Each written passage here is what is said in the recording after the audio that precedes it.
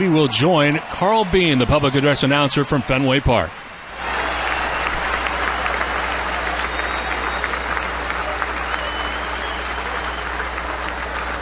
Ladies and gentlemen, please rise and remove your caps. Teams from around baseball are taking part in a national moment of remembrance this holiday weekend. Please join us now in a moment of silence as we remember the brave men and women who have made the ultimate sacrifice.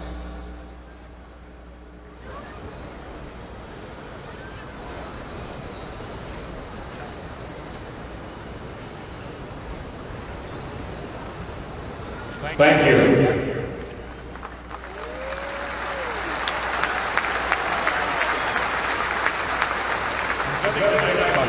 Is the Chelsea Soldiers Home. And singing tonight's national anthem for Memorial Day is a veteran of the Massachusetts National Guard, who is currently the captain of the 26th Yankee Division Band Massachusetts Organized Militia. Please welcome Frank Zarba.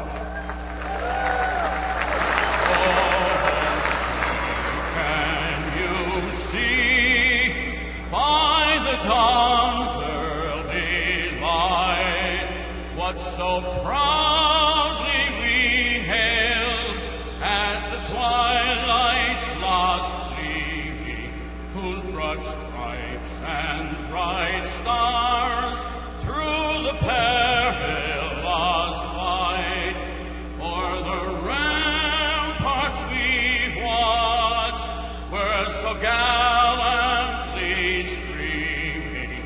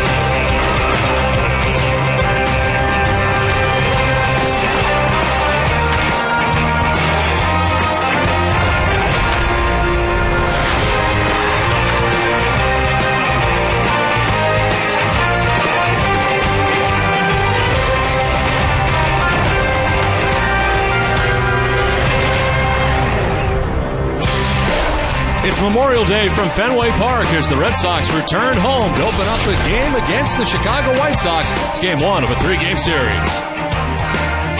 Hi again, everybody. I'm Don Orsillo, and welcome to Red Sox baseball. Red Sox very happy to be home and coming off a very good road trip. The Red Sox were 5-2 on the trip, and they return home to be in first place for the first time this season. It looks good on the green monster in left. The question is, how did the Red Sox get here? Well, there's been a series of changes for the Red Sox after getting off to that very tough start, beginning the season 0-6 before falling to a season low 8 games under 500 on April 15th. Just 9 days later, they would be the only 1 game under 500. It took 4 tries to get to 500. But on May 15th, they did it with a sweep of the Yankees. 5 days later, they moved into second, and on May 27th, they took over first by themselves, 1 game up, which is where they currently sit in the standings in first place atop the American League East. We welcome in Jerry Bremy. Jerry, an outstanding road trip for the Red Sox as they go 5-2, and some very good pitching along the way. There has been, Don. There's a lot of reasons the Red Sox are playing good baseball right now. Offense certainly one of them, but the pitching has been outstanding. And you look at this last road trip over the 7 games. Look what the starters have done.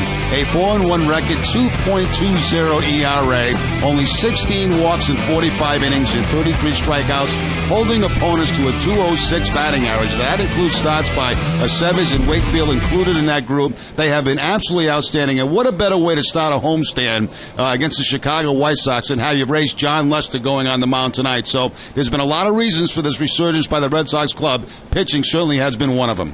Well, John Lester is 7-1 so far in the season. He's got the most wins in the American League. He'll pitch tonight. We're back with more from Fenway right after this.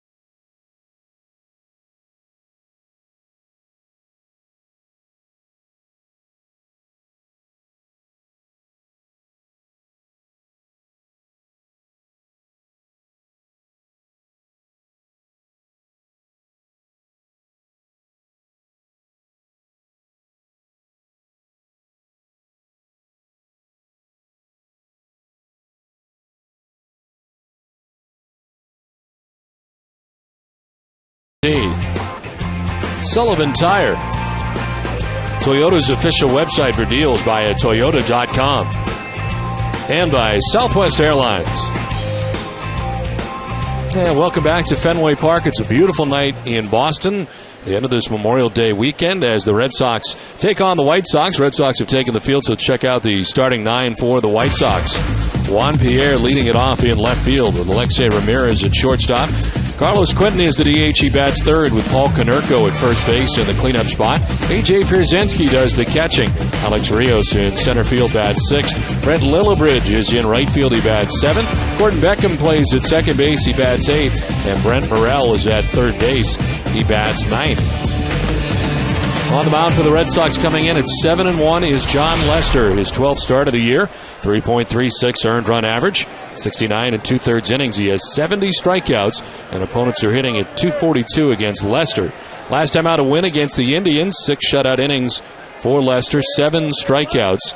In his career against the White Sox, he is 2-2 with a 4.99 earned run average. Juan Pierre stands in on the left side. And the first pitch from John Lester is in there for strike one, and we're underway. Juan Pierre hitting at .265, no homers, and 11 runs batted in.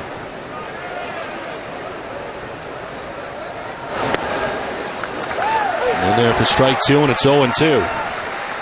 John Lester in his career against the Chicago White Sox, 2-2 with a 4.99 ERA.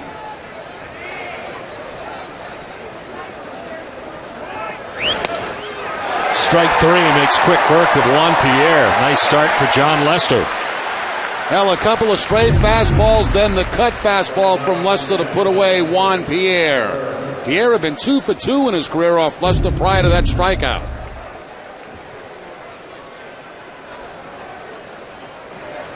So 1 down for Alexei Ramirez. Shortstop hitting at .274, 6 home runs and 25 runs batted in.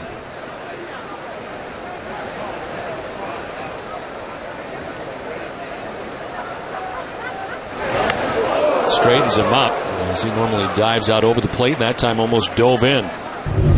You can see him diving out over the plate. The fastball all not that close from John Lester, but bends the knees of Alexei Ramirez. Last 18 games has been hitting at .321. Broken bat, look out. Bat headed towards Youkilis at third. The ball goes foul. You're supposed to use the glove to catch the baseball, not the barrel of the bat. And Youkilis had to put the glove up to catch the barrel of the bat.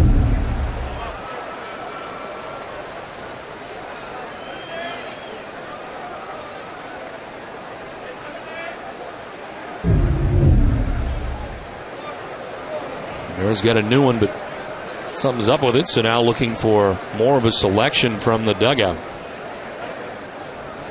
The Red Sox defense is brought to you by Jordan's Furniture. They're second in the American League with 25 errors on the season. Kevin Youkilis will be at third base. Truth Sutton, the shortstop. Dustin Pedroia at second. And Adrian Gonzalez, the first baseman. Left to right, Kyle Crawford, Jacoby Ellsbury, and J.D. Drew. And Jared Saltalamacchia doing the catching for Lester. 1-1 to Alexei Ramirez is down low, and it is 2-1. Ozzie Guillen brings his White Sox into town. They have lost 3 straight games. Finished up a series against the Toronto Blue Jays. And in here last night and are 9.5 games back of the Indians in the American League Central. 2 surprising things really coming out of the Central. First, that the Indians are on top.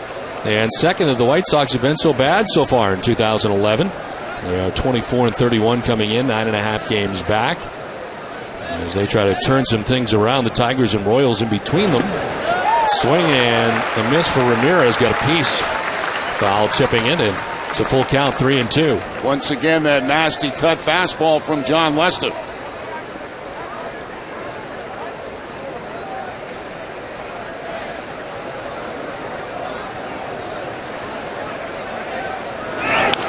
Line to left. Crawford coming in, but it'll be in front of him. He was playing very deep in left field.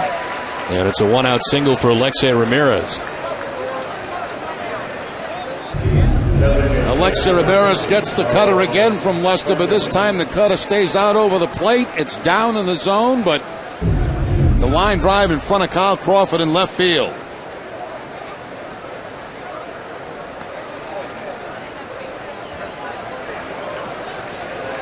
It's 1-out, 1-on for Carlos Quinton. 253, 13 home runs, 33 runs batted in.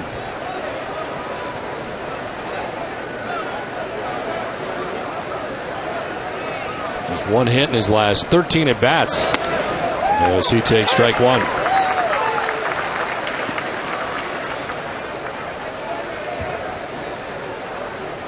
And very good on the road. 11 home runs on the road, 30 runs batted in, 2 homers and 3 RBIs at home. So happy to be away at the moment from U.S. Cellular Field. Lifts a pop-up, foul ground down the first baseline. Gonzalez with a long run won't get there. Lands down by the tarpon out of his reach.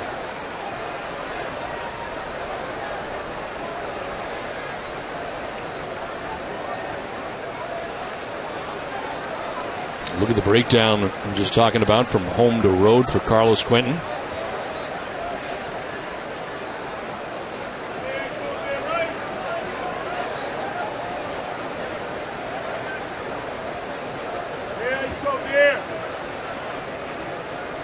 He was 1 for 13 in the series against the Blue Jays.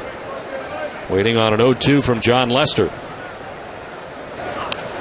This one fouled off to our right and out of play. Carlos Quentin so far in his career 0 for 7 against John Lester, and as Don mentioned, 1 for his last 13. Some housekeeping going on.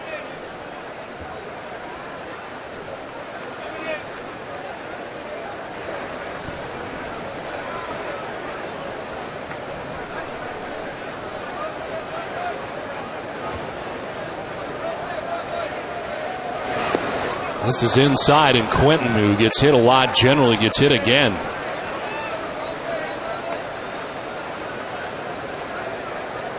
Carlos Quentin gets hit for the 10th time this season. That is the most in the American League. Kevin Youkilis leads the Red Sox with 6.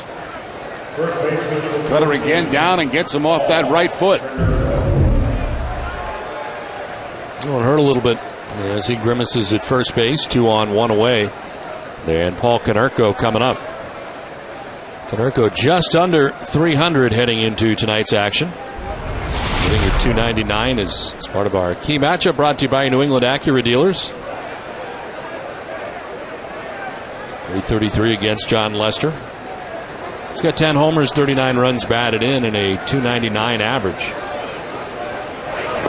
In the dirt, it's scooped by Saltalamacchia.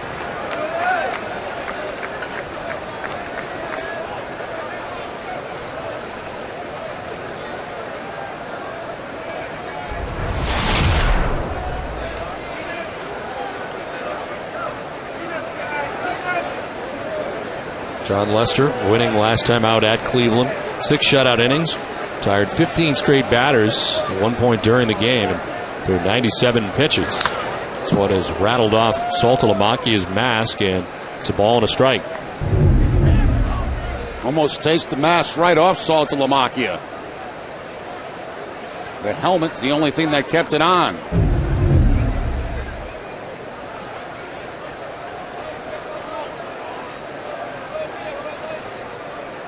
Lester strikes out Pierre to begin the inning. Alexei Ramirez with a single. He hits Carlos Quentin, so the White Sox have runners at first and second, 1 down. And a 1-1 to Konerko.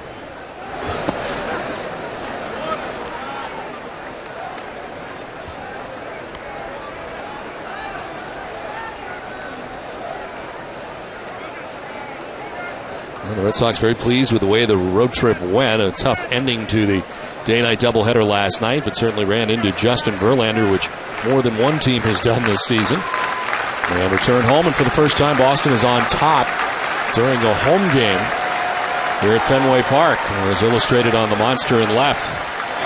2-1 is into left field for Konerko, a base hit. Alexei Ramirez will be stopped as Crawford gets it back in quickly, and the White Sox have the bases loaded. Now, Paul Konerko is a guy that's always had pretty good success against John Lester. He came into the game .333 with a home run.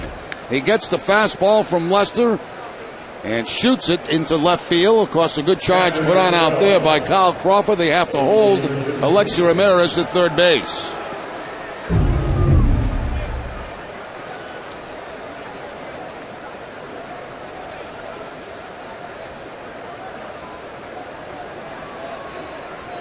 So a tough spot here for Lester. The bases loaded and 1 down.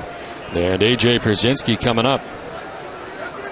Catcher for the White Sox, who hits at .263, 2 home runs and 15 runs batted in. He's been hitting well over the last 17 games, hitting at .329. And a tough guy to strike out. He's the second hardest player in the American League to strike out. 1K in every 18.3 plate appearances.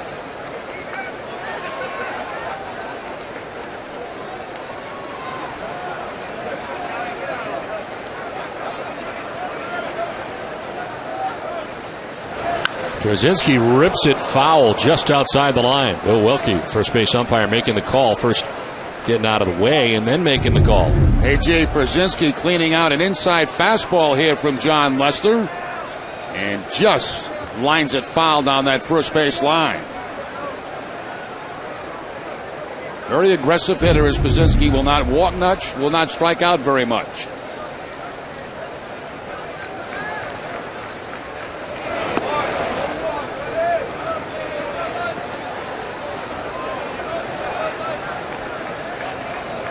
One for two this season in this category with a 3-run double.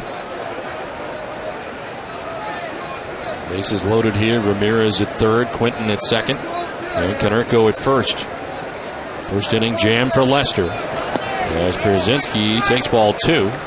Foster will check with third base umpire Mike Estabrook, but he didn't go. 2-1. Red Sox have had trouble in a lot of different categories this season. Chicago coming in 10th in batting average, hitting at .348 as a team.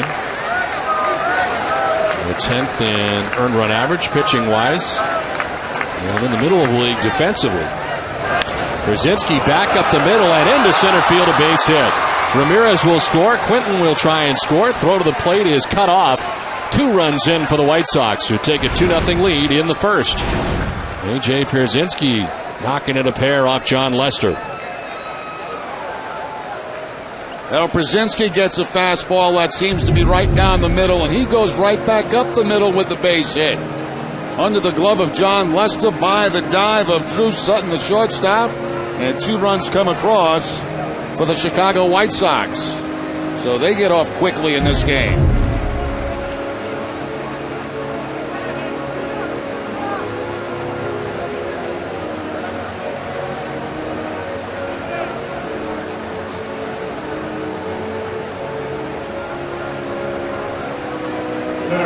Kurt Young out to talk to Lester. 1 out in the inning still.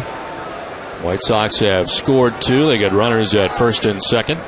And Alex Rios standing in, former Toronto Blue Jay, center fielder for the White Sox, hitting at just .206.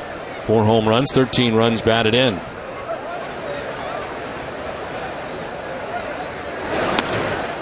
His average actually has been going up. Last 27 games, he's raised the average from 155 up to 206.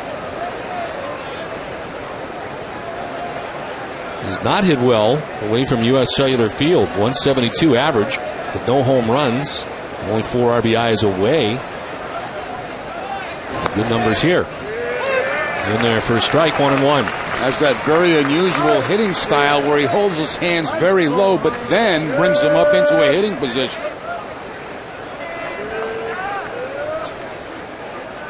Down around his belt buckle, but then he'll bring him up prior to the pitch.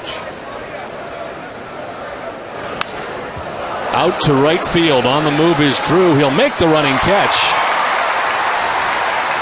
A good break, moves over and makes the grab. And there's 2 down in the inning.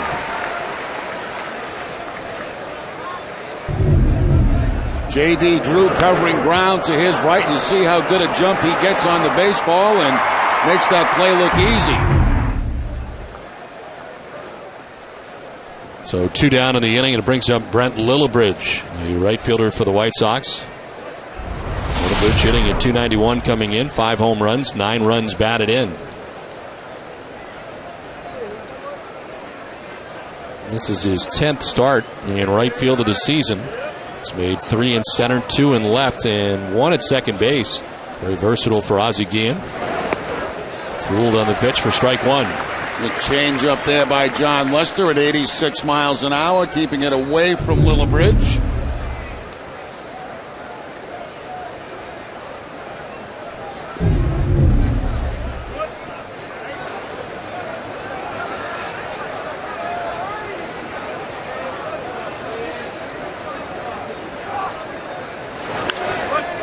Lifts it in the air to left field, sending Crawford back. He's got room in left. Camps underneath and puts it away to end the inning. White Sox get a pair in the first. The Red Sox are coming up.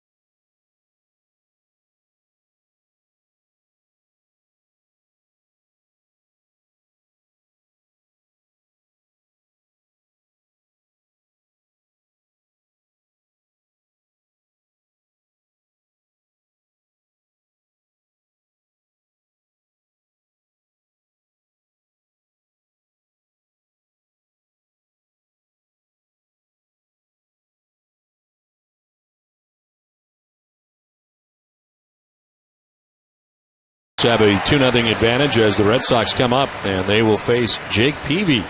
The game tonight, his fourth start since coming off the DL. 1-0 his record with a 3.00 earned run average. He's logged 18 innings, has 14 Ks during that time, and the opponent hitting at .224 against Peavy. No decision last time out against Texas. 3 innings giving up 2 runs for Peavy. Rain-shortened game against the Rangers as he pours in strike 1 to Jacoby Ellsbury. Ellsbury has that average just shy of 300 at .298. 6 home runs and 27 runs batted in. Ellsbury hits a high fly ball out to center field. Alex Rios, plenty of room out there, makes the catch for the first out. The starting lineup is brought to you by New England Chevy dealers. Jacoby Ellsbury in center field. Dustin Pedroia at second base with Adrian Gonzalez at first base. Kevin Youkilis at third base. David Ortiz, the DH. Carl Crawford is in left field. He bats 6th with Drew Sutton back in there at shortstop batting 7th. J.D. Drew in right field bats 8th. And Jared Saltalamacchia does the catching. He bats 9th. Jed Lowry out of the lineup. Part of that collision that he had with Carl Crawford in last night's night game. They had in short left field, and his shoulder was a little bit sore. Red Sox expect that Lowry will be back tomorrow.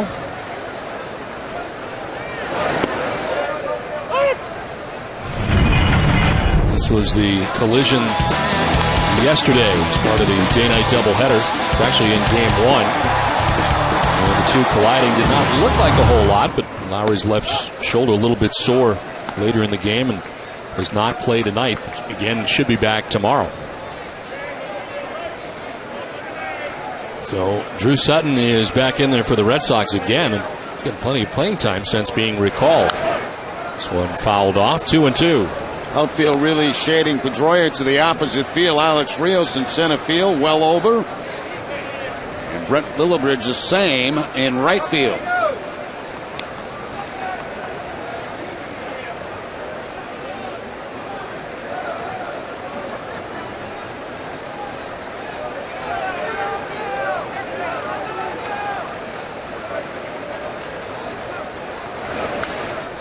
Fouled off to the right, and we'll do it again, 2-2.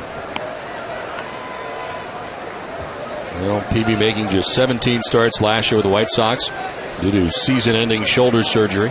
7-6 with a 4.63 earned run average. Right shoulder problem and missed the remainder of the season. This one is grounded to short. Alexei Ramirez with a very good arm, but thrown into the dirt and dug out nicely by Konerko. Able to get Pedroia as Ramirez shows off that arm. 2 down. Let's take a look at the White Sox defense. They're 7th in the American League with 32 errors on the season. Brent Morrell at third base. Alexei Ramirez, the shortstop. Gordon Beckham at second. And Paul Konerko, the first baseman. Left to right, Juan Pierre, Alex Rios, and Brent Lillibridge. And A.J. Przinsky doing the catching for Jake Beebe. Here's Ramirez coming up, that good strong throwing arm, and Konerko going down into the dirt to pick it out. 2 down for Adrian Gonzalez, who takes a look at ball 1 high. 329 average, 9 homers, 45 runs batted in for Gonzalez. Got an 8-game hitting streak snapped yesterday at Detroit.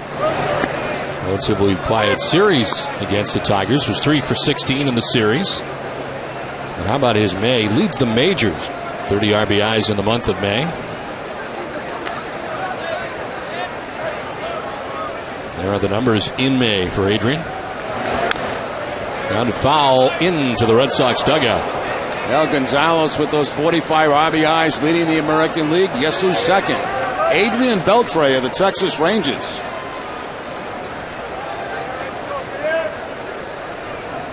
The K-men and women out there tonight getting ready for Leicester and supporting Agon at the same time. Up and away, and it's 2-2.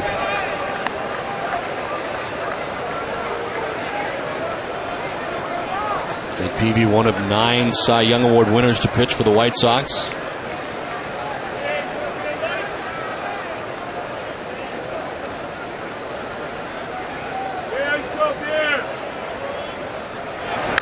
In the air to deep right field for Adrian Gonzalez. Lillibridge back at the wall. That ball is gone into the bullpen. Adrian Gonzalez into double figures in home runs. That's number 10. And the Red Sox are on the board.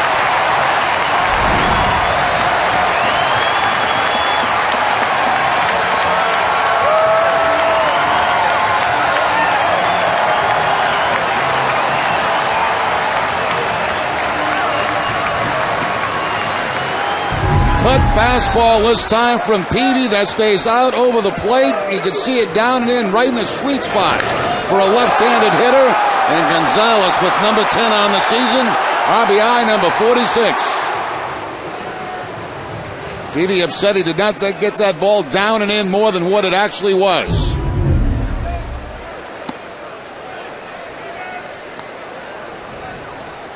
Hess and Hess Express are proud sponsors of the Red Sox and the Red Sox on Nesson. During the 2011 Red Sox season, Hess and Hess Express will donate $500 to the Red Sox Foundation for every Red Sox home run. Hess and Hess Express committed to helping the cause. Adrian Gonzalez able to homer here against the White Sox. Second ever home run against Chicago in 4 games. 1-1. Youkilis sends it down the right field line. Bending towards foul ground and back into the seats.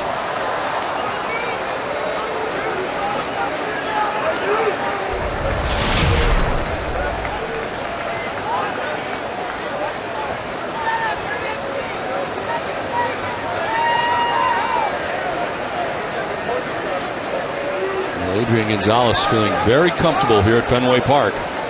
Seen a lot of his home runs go to left, but this one drilled to right and into the bullpen.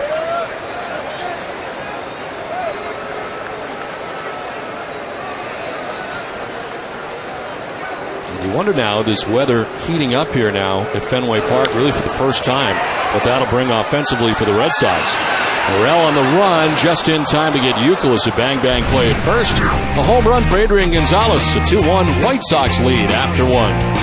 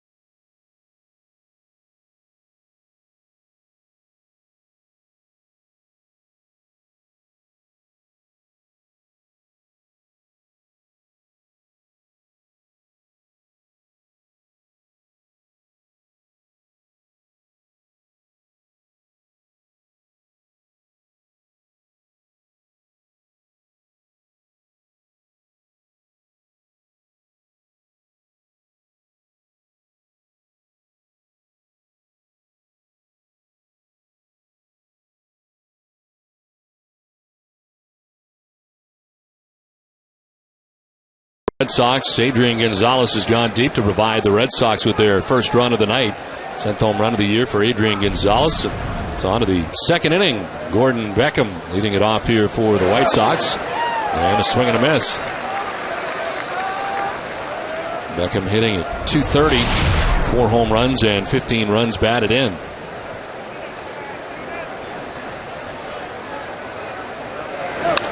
Opposite field, in comes Drew to make the running catch. 1 down in the second inning. Let's check in with Heidi. Well, Don, the Red Sox have had a bit of roster movement lately, and that is going to continue in the coming days as a few players are becoming more healthy. Bobby Jenks finished his rehab outing yesterday at Pawtucket. He threw 1 inning, giving up 1 run and 1 hit. He will be activated from the disabled list tomorrow. John Lackey will make a rehab start at Pawtucket tomorrow. He's expected to go about 4 innings or around 70 pitches. If all goes well, he's scheduled to start for the Red Sox next Sunday. Left-handed reliever Franklin Morales had an MRI today on his elbow. The results aren't back yet, but the Sox don't think it's anything too serious.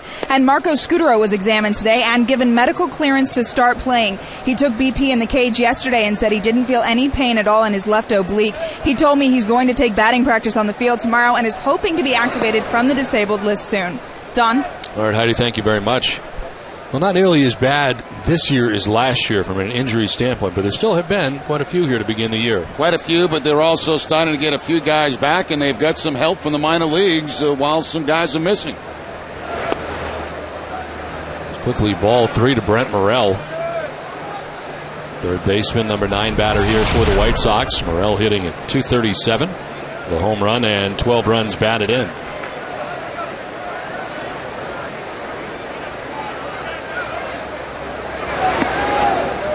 There's ball 4. Lester wanted that. Down to first base goes Morrell. 4-pitch walk. First walk given up by Lester. Well, tickets for home games 1, 2, and 3 of the Stanley Cup Final will go on sale this Tuesday, May 31st at 11 a.m. Due to the anticipated demand, the Bruins are offering fans an alternative opportunity to purchase tickets through a second chance drawing. Register now for the chance to purchase 2 tickets to home game 1, 2, or 3 of the Stanley Cup Final at the TD Garden. For more information, visit bostonbruins.com. Well, happy Memorial Day to everybody out there, and to all of our servicemen and women. We thank you for all you do. Join the ball game tonight. Red Sox glad to be home. 1 out, 1 on as Juan Pierre taps one foul. Had a 12-game hitting streak earlier this month snapped, and 6 for 21 in the series against the Toronto Blue Jays before the White Sox arrived here.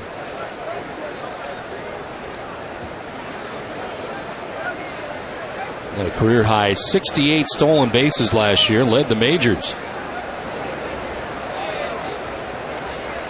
Leads all active players with 536 steals. Just getting on is the question mark for Juan Pierre. Well, Pierre this year has 9 steals, but incredibly, he's been caught 8 times.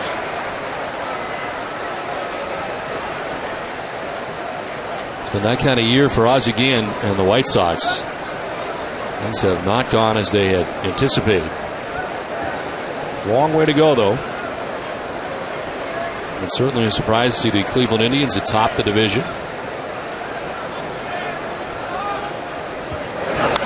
This is fouled off to the left. Jerry, we've seen the Indians a few times now. I mean, do you get the feeling that they're going to be there for real the rest of the season? It appears they are. Well, they certainly look good against the Red Sox, and, you know, we don't get to see them on a daily basis, but they certainly have done a good job against Boston. They look like a good, solid ball club that has a good bullpen. I think everybody, though, expects them to come back to the pack. We'll have to see, but these other teams got to play better.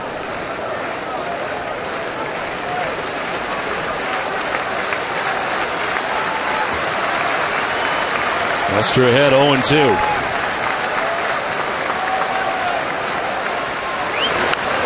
On the ground, a lot of spin on it. It may come back. It doesn't, as Pierre took a look at it and then started to take off. Red Sox baseball on NESN is brought to you in part by Eastern Bank, the official bank of the Red Sox television network. Commitment, compassion, and love of the game. Find out what we're made of at easternbank.com. 1 out in the second inning. Brent Morrell at first base. And Juan Pierre battling John Lester.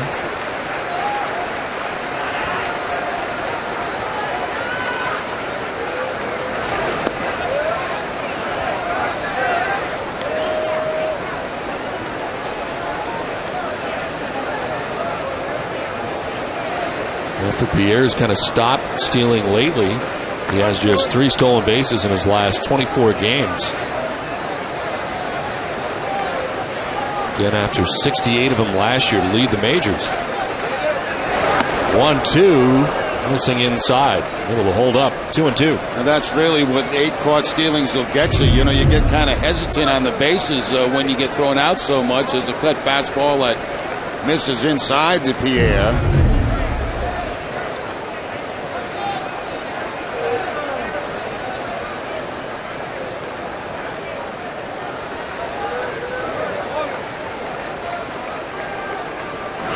Pierre on the ground sharply to Sutton. He'll flip backhand his second for 1 on to first with Speedy Pierre running. They get it done. 6-4-3 on the inning-ending twin killing. Inning and a half done. White Sox on top 2-1.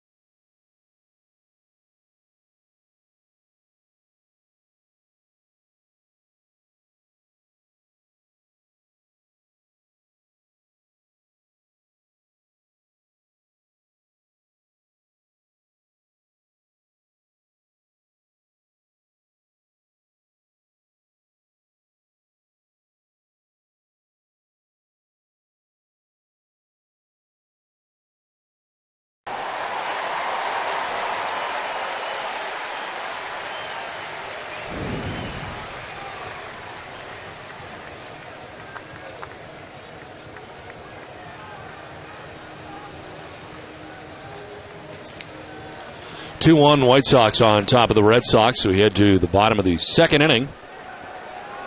David Ortiz, Carl Crawford, and Drew Sutton to face Jake Peavy.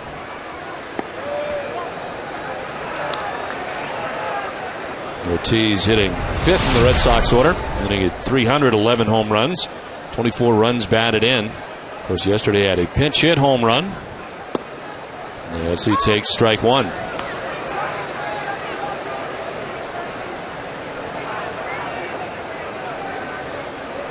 Outfield very deep on David Ortiz. Popped up. Left side of the infield to shift on. Brent Morrell, third baseman, makes the catch for the first out of the bottom of the second inning. Well, when the temperatures really start heating up this season, make sure you call in the Relief Quencher, the Cumberland Farms Chill Zone. It's all your favorite frozen and fountain refreshment in one place for just 79 cents any size. The Chill Zone, only at Cumberland Farms.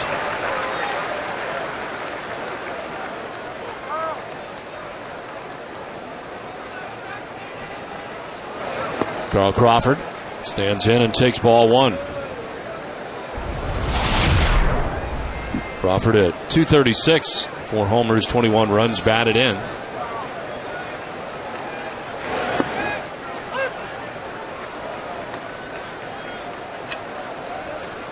Crawford homered on Friday in the series against the Tigers.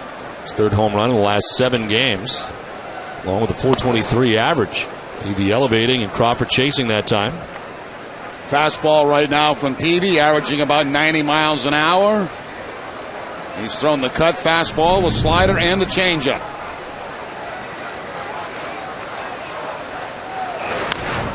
Chopped right side at Beckham.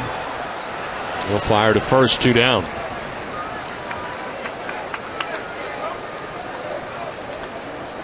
Tomorrow and Wednesday, come see the Sox battle the White Sox throughout the homestand. Great seats are available in various locations throughout the ballpark.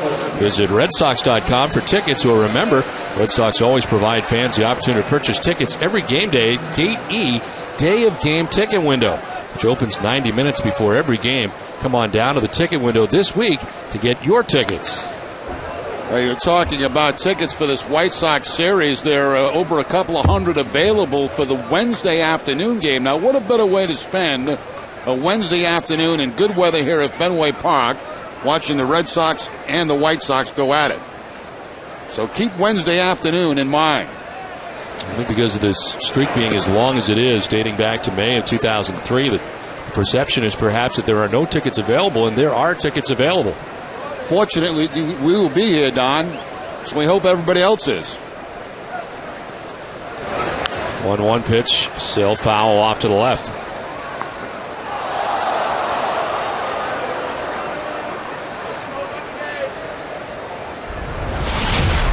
Drew Sutton getting plenty of playing time with the various injuries in the infield, and versatility has been very good for Drew. He's coming up from the Pawtucket Red Sox. Pitch inside, 2-2.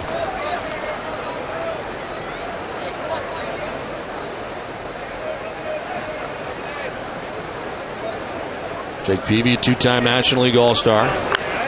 Cy Young Award winner in 2007. He's 19-7 that year, the 2.54 ERA. Had 240 strikeouts that season with the Padres.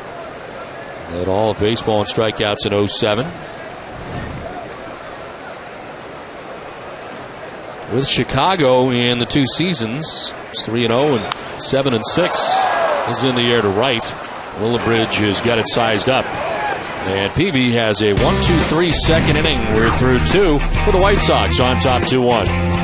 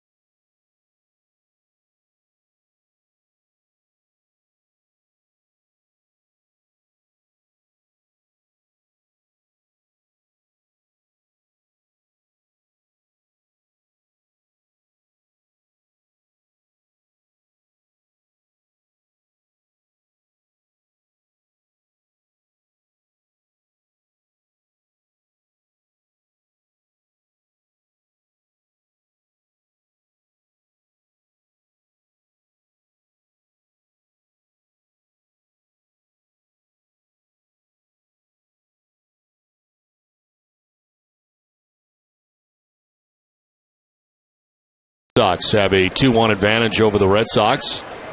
Let's say Ramirez leading it off and taking ball 1. Ramirez got it started in the first inning after Lester struck out Juan Pierre. Ramirez singled, and the White Sox would go on to score 2 runs. Broken bat grounded to third. Euclid has got it. And there's quickly 1 away. I had the chance to catch up with Ernie Bach Jr. before the game, who's got a new book. Asked him to tell us all about it. Well, I had about 600 of these rock stories, so I said, what the hell, put it in a book, and it's all from my foundation, Music Drives Us. 100% of the profits go to Music Drives Us. You can buy the book at musicdrivesus.org or exclusively at Newbury Comics. And the book tells us a little bit about what? It's stories of rock and roll, myths, legends, true stories, stuff you may know, stuff you probably don't know. It's a cool, easy read. Lastly, what are the Ernie and the Automatics doing these days? We got the opening slot for the Deep Purple tour. We're doing the whole country with Deep Purple, so it should be fun. All right, Ernie, thanks much. All right, thank you. Ernie's got a little bit of everything going on, but certainly the book is for a very good cause, and a chance to skim it briefly after being with him today. And we wish him well and hope the fans will participate. 1 down here in the third as Carlos Quinton was hit by a pitch in the first.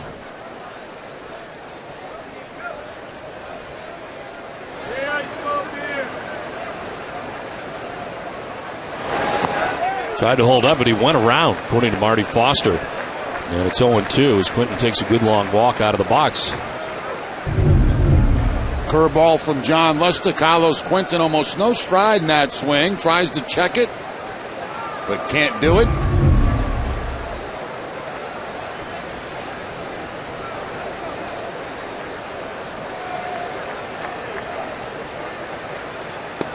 Strike 3. Frustrating at bat for Quinton. Nice sequence for Lester. 2 down. There's the cutter again from John Lester, fooling Carlos Quinton. Outside part of the plate, about knee high. Number 2. 2 down here in the third inning. Paul Konerko coming up. 10 homers, 39 runs batted in, a .299 average. He's coming off a season that saw him hit more than 30 home runs and drive in more than 100 runs for the 4th time.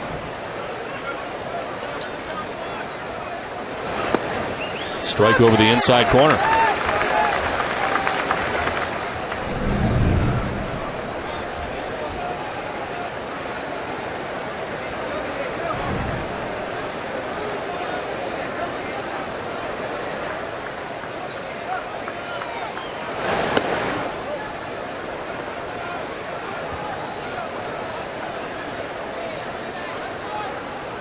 Paul Konerko, 35 years of age. Been a member of the Chicago White Sox now since 1999.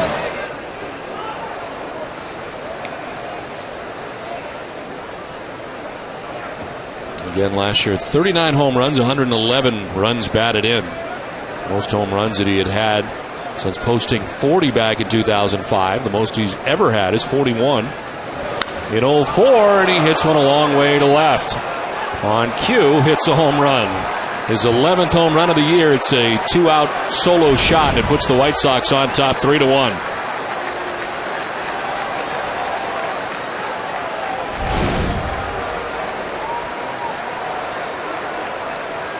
Second career home run for Konerko against John Lester. He gets the fastball from John Lester. See Saltalamacchia set up inside. The ball not quite as far in as John Lester would like to get it, and Konerko with the home run. 17 career home runs for Konerko against the Red Sox. And a 2-run lead again for Chicago as Pierzynski fouls it off.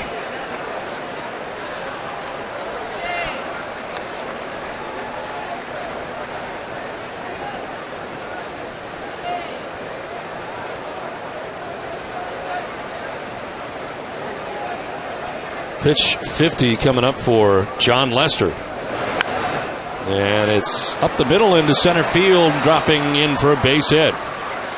Ellsbury coming in, but it falls in, and Pierzynski is 2 for 2. Well, we mentioned Pierzynski, a very aggressive hitter, and that was a changeup by John Lester. Not a bad pitch. Down, actually out of the strike zone, but look at Pierzynski go down and just kind of lift it into center field for the base hit.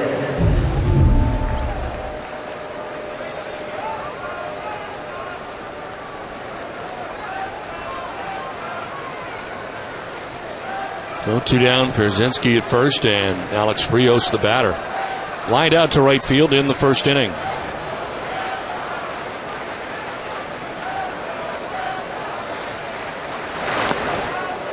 The Blue Jays have had some success in moving some guys that they made long-term deals to that had years and money left. First was Alex Rios to the White Sox, and more recently, Vernon Wells to the Angels.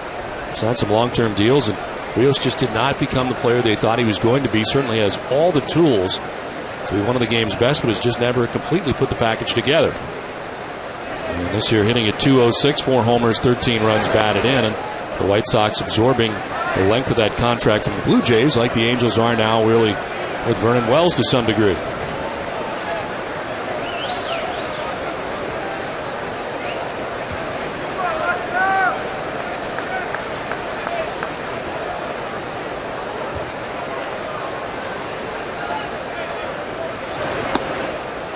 In there for a strike, 2-1. Rios didn't think so. Fastball from Lester on the 2-0 count that just barely picks up the outside corner, right at the top of the strike zone.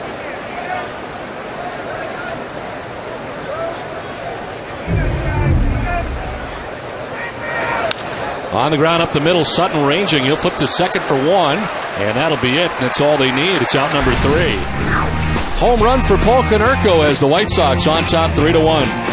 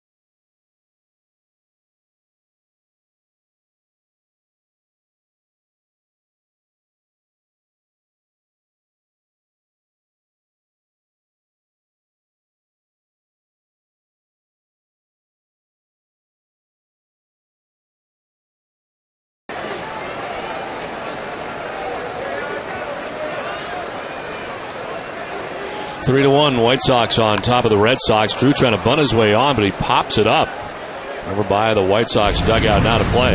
Yeah, got a bad pitch to bunt. That ball was up and in, but he had plenty of green down that third base line as Morel was very deep. You see the barrel of the bat underneath the baseball, and JD not happy with that. Did not get a good pitch to bunt.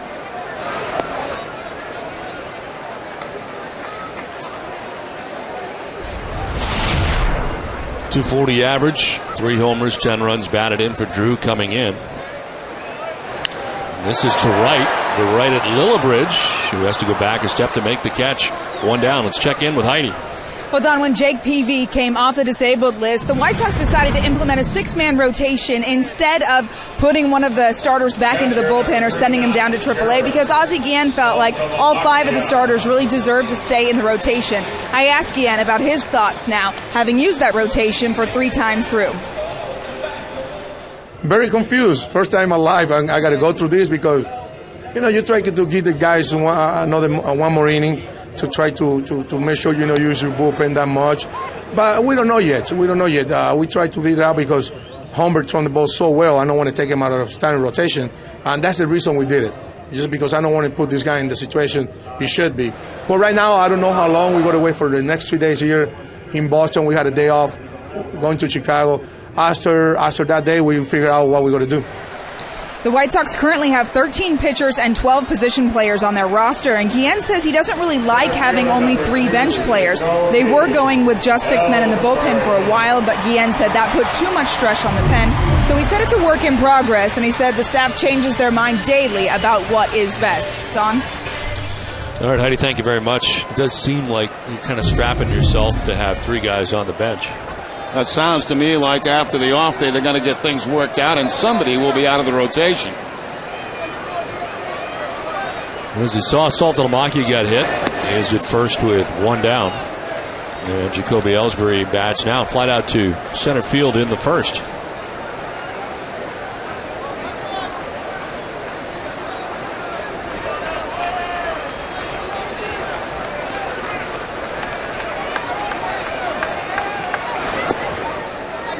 There for strike 1 and 1.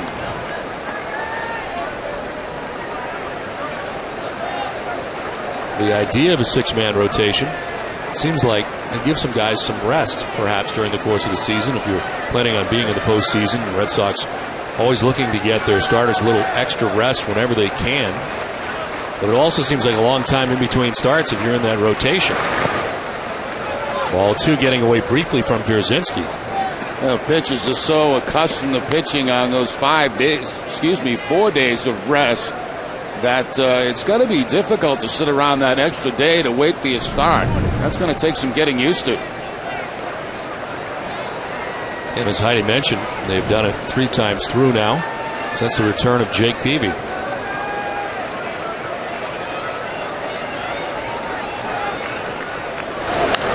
Ellsbury skies one down the left field line that'll make its way foul. Covidien, a global healthcare products company, is a proud sponsor of the Red Sox Foundation, helping to address health needs in our communities. Somebody may have spilled a beverage in efforts to get that baseball.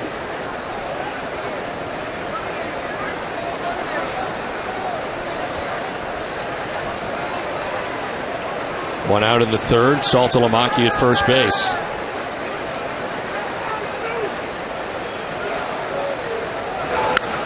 Rip foul. We're here at Fenway Park in Boston. Don Orsillo with Jerry Remy and Heidi Watney bringing you Red Sox baseball in high definition on NESN. Coordinating producer of Red Sox baseball is Russ Kent. Senior coordinating director is Michael Narachi. Associate producer Jim White. And our production assistant is Mark Marlaka. Glad you've joined us on this Memorial Day. Red Sox and White Sox, game 1 of a 3-game series. And a foul tip by Ellsbury, who stays alive. White Sox scored 2 in the first. Red Sox get a run back in the bottom of the first inning on a home run by Adrian Gonzalez. But Paul Konerko takes John Lester deep. And the White Sox have a 3-1 lead.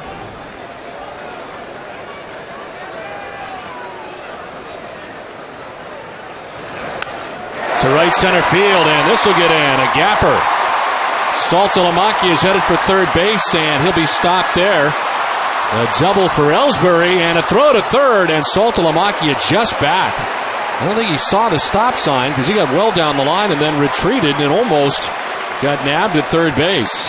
Yeah, he was definitely thinking about scoring, which you should be, until you were stopped. And by the time he looked up, he saw Tim Bogar with the hands up, and then he had to scramble back to third base. Here's Saltalamacchia rounding third. There he picks up Bogar, and he has to go back diving.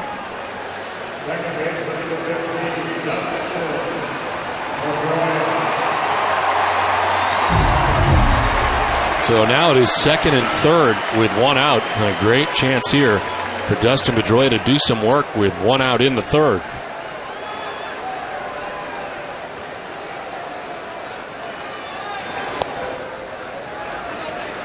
Pedroia grounded out to shortstop Alexei Ramirez in the first inning.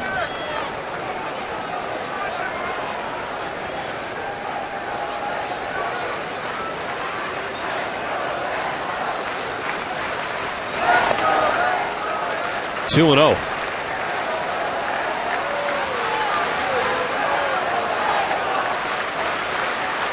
Saltalamacchia at third base. Ellsbury at second base. 1 out.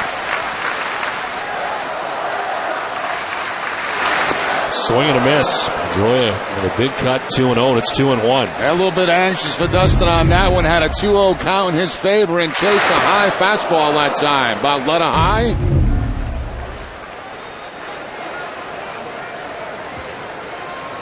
Beach ball has come on the field, but the umpire's not noticing. This one fouled off, 2-2.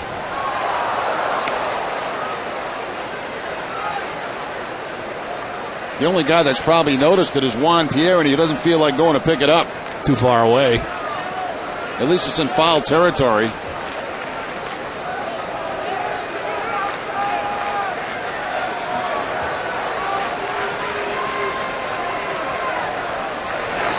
Pedroia fouls it off to the right.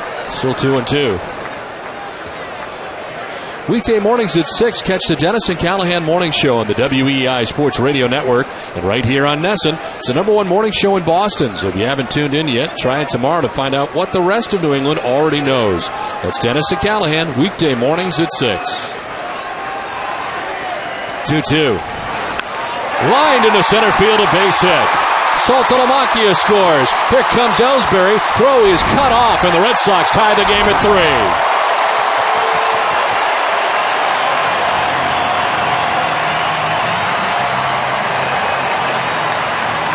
Well, Peavy tried to get a little fancy that time with Dustin Pedroia as he dropped down to the side just a little bit. There you see that sidearm throw, but the ball tails right back into the barrel of the bat of Dustin Pedroia, drives it up the middle, and drives in 2 runs, his 17th and 18th RBI of the season.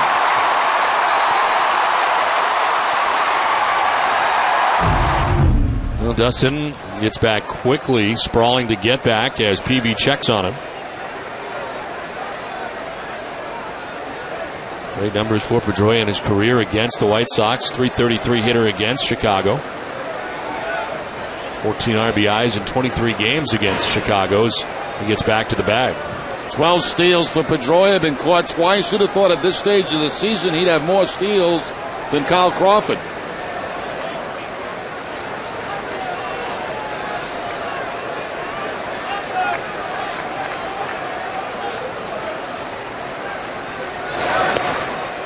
Adrian last time up, getting his 10th home run of the year.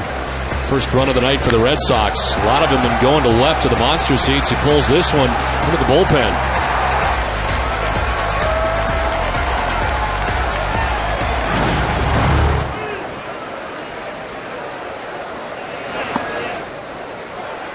Two and 0.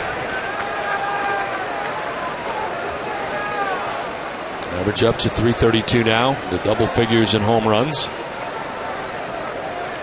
Outfield playing straight away.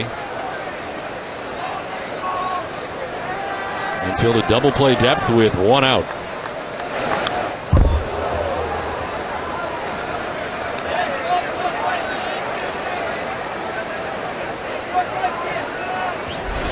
Euclid waiting on deck.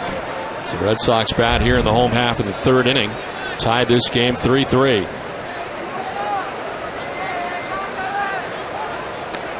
Of course, Jake Peavy and Adrian Gonzalez, teammates, 2006 through 2009, the San Diego Padres.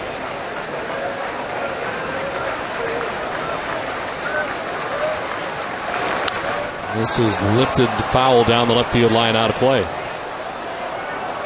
Look at those teams for the Padres. For the most part, they had very good pitching, and one guy in the lineup who could take you deep, the power guy, and you're looking at him. Adrian Gonzalez. The Padres in 2007, when they were teammates, involved in a 1-game playoff with the Colorado Rockies, a game they had a lead in extra innings but could not win. Rockies would win and eventually play the Red Sox in the World Series. This is on the ground, foul.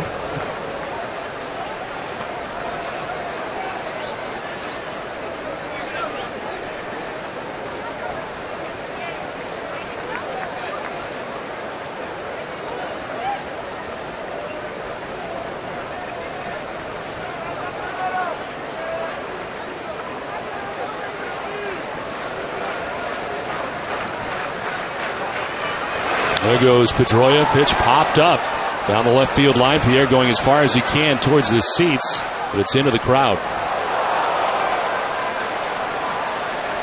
Well, the Red Sox recently announced the Yankees double play packs. This season, bring your family and friends to one of the greatest rivalries in sports. The New York Yankees visit Fenway Park this season. Pair that with a game this week against the White Sox. Seats are available in a variety of locations. Book your Yankees double play packs today at redsox.com/double play. And again, don't forget about Wednesday afternoon. Over a couple of hundred seats available for that game between the White Sox and Red Sox. Pedroia takes off again. Gonzalez grounds one to second. Beckham's got one play. And he makes it at first base, but they start Pedroia and he gets to second. 2 down.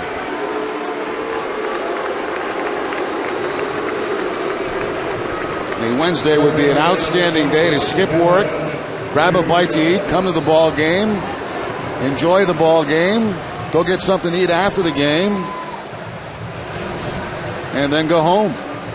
Sounds like a good day to me.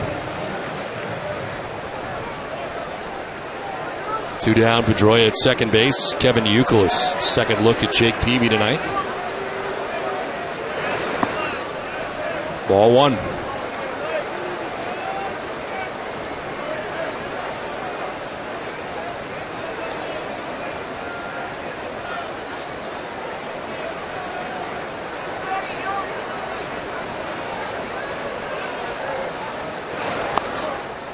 Away 2-0.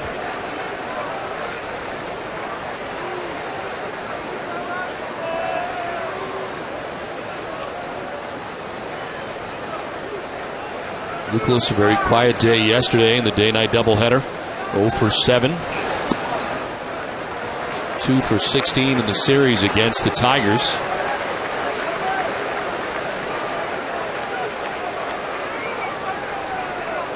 Ortiz on deck, 2 down in the inning. 60th pitch of the night for Peavy. And there's a strike over the outside corner. Even if Youkilis had the green light, 3-0, that's not a good pitch to swing at. That's a nasty fastball on the outside part of the plate.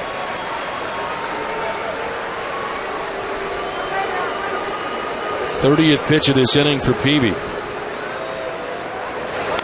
On the ground towards shortstop Alexei Ramirez. Bare hands and fires. Nice play by Ramirez. Opts not to use the glove. Red Sox score a pair, tie the game 3-3.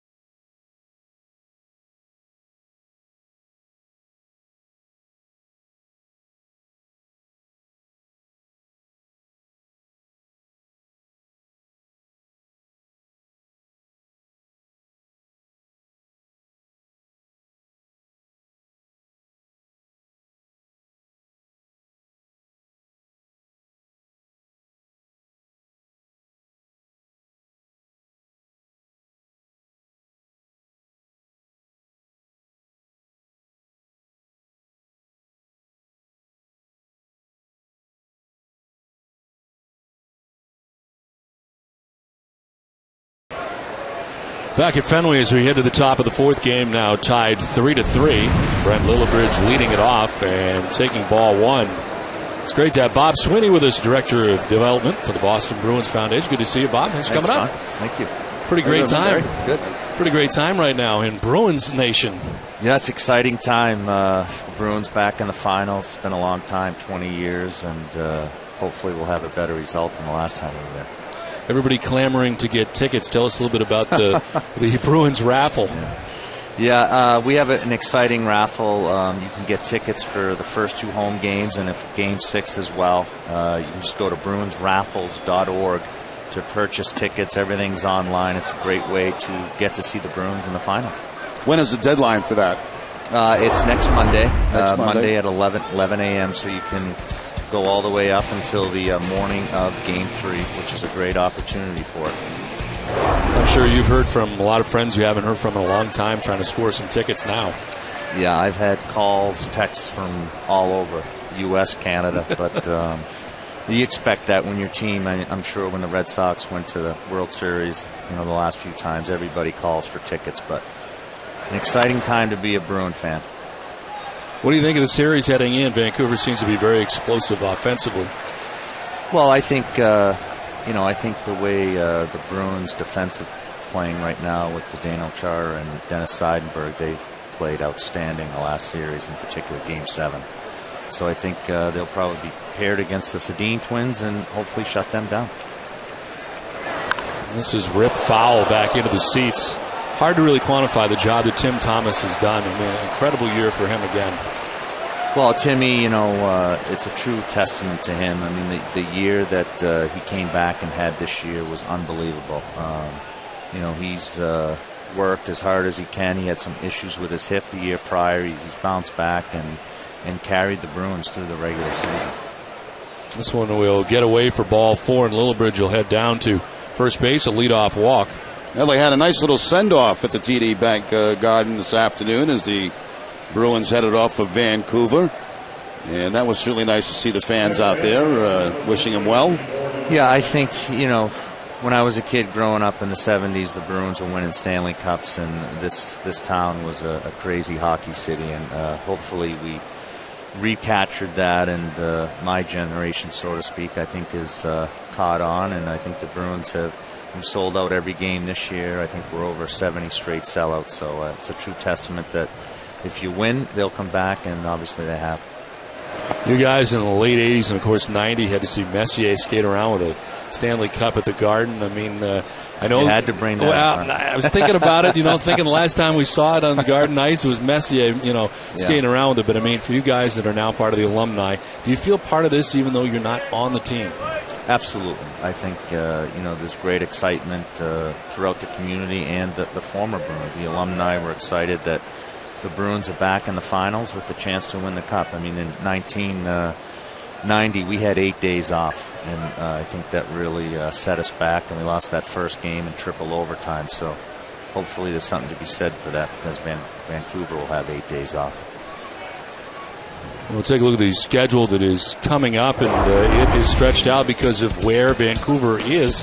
This is going to be a lot of travel, especially when you get into the 1-1-1 thing at the end of this series, if necessary. And, of course, the game's in Boston on the 6th, 8th, and 13th, and we're talking about the raffle with Bob Sweeney. Win tickets to home games 3, 4, and 6 of the Stanley Cup Final. $5 per raffle ticket.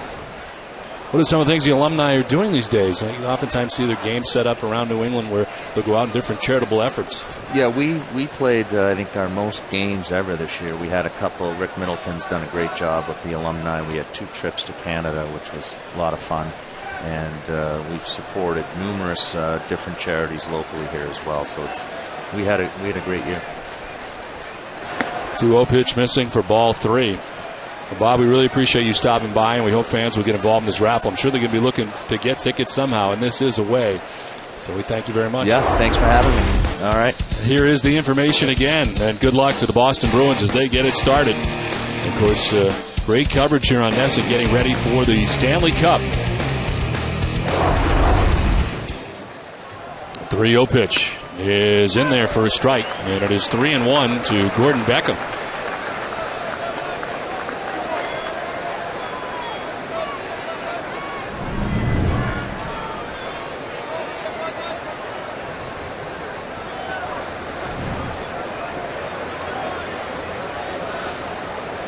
Lead runner on as Lillibridge walked to begin the inning. Beckham taps one foul, 3-2. That's a big man right there. Yes, he is.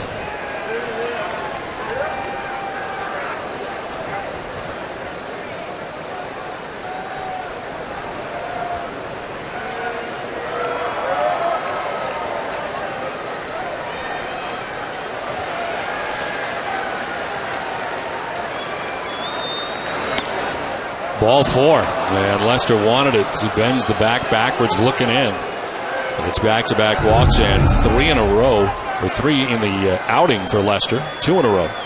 See, John Lester wanted that outside corner, but pitch number 6 just appeared to be away. I want to remind you to get one of the best sports sections in the country delivered to your home every day. Sign up now for convenient Boston Globe home delivery at bostonglobe.com/sports.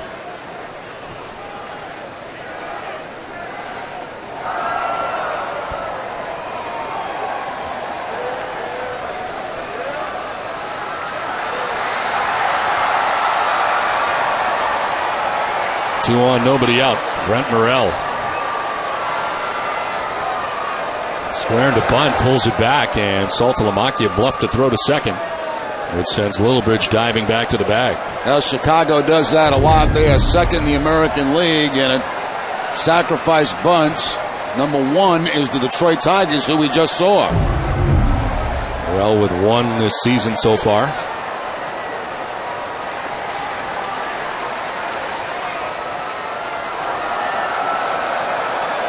There's a 1-0. Pulls it back again. It's 2-0.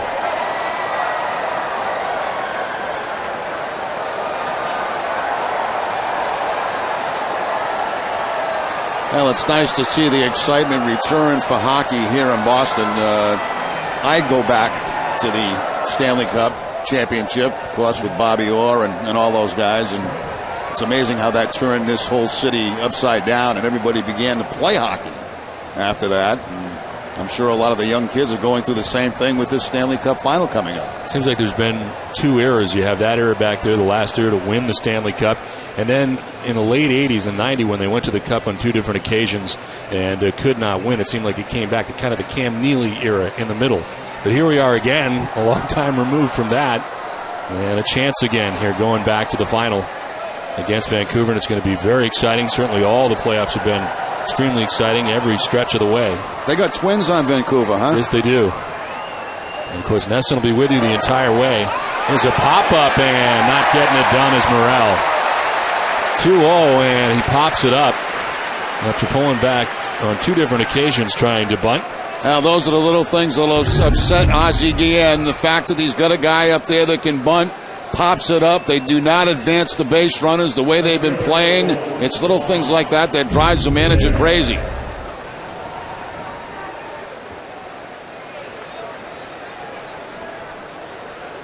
So 2 on, 1 away, and Juan Pierre coming up. He is 0 for 2, struck out looking in the first inning, and grounded into a 6-4-3 double play in the second.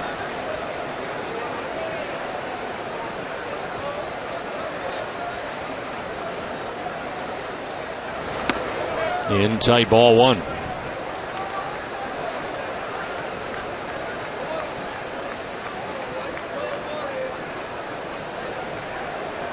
Lillibridge at second base, Beckham at first base, 1 out.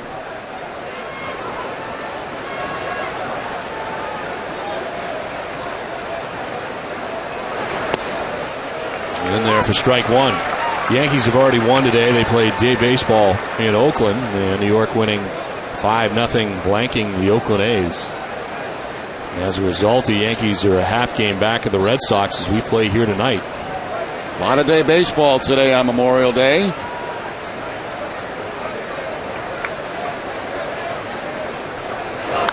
This one fouled off to left, out of play.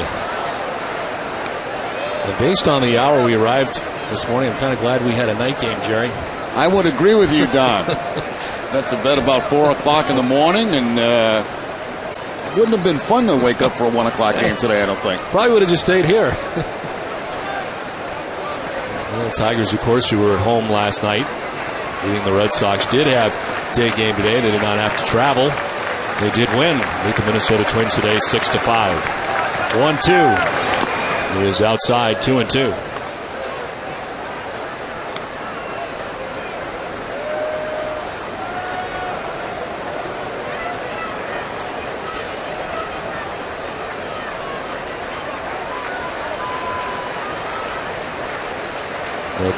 Lester trying to work his way around. 2 walks to begin this 4th inning. Millbridge at second, Beckham at first, 1 out. And Lester backs off.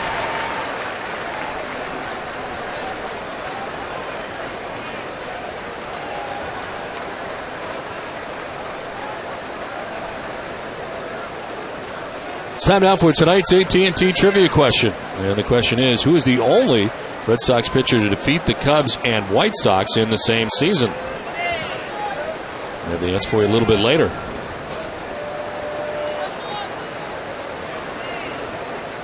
And John Lester able to beat the Cubs here on the 20th of May. 6 innings, did give up 5 runs and a career-high 12 hits, but Red Sox with plenty of offense in that game as they put together 15 runs. But he did beat the Cubs. 3rd full count of the inning for John Lester. Pitch count up to 75 in 3 1/3 innings of work.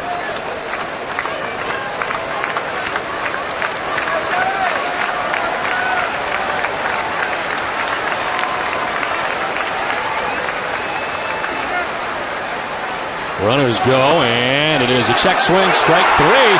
Throw to third is in time. A strike him out, throw him out, double play. Ozzie Guillen is hot as he comes out to argue. You're Mike Esterbrook, game tied 3-3.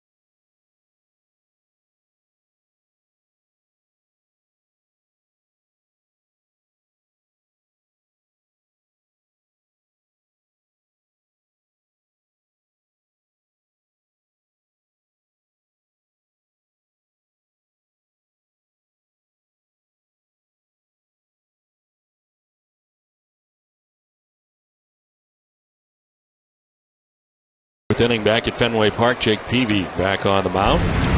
5, 6, and 7 featured for the Red Sox in the 4th as David Ortiz grounds it foul. Well, just what the Red Sox and John Lester needed. The strikeout right there to Pierre, and right on the money from Saltalamacchia to pick up the strike him out, throw him out. Ozzie didn't think so.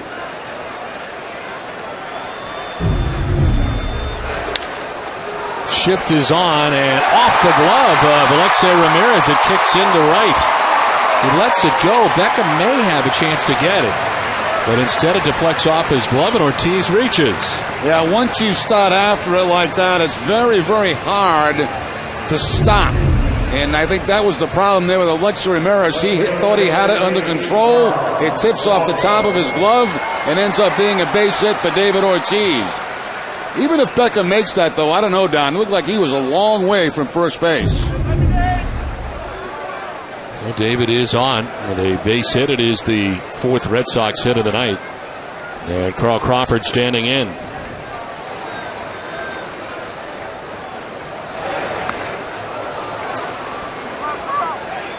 Crawford grounded out to second baseman Gordon Beckham in the 2nd inning.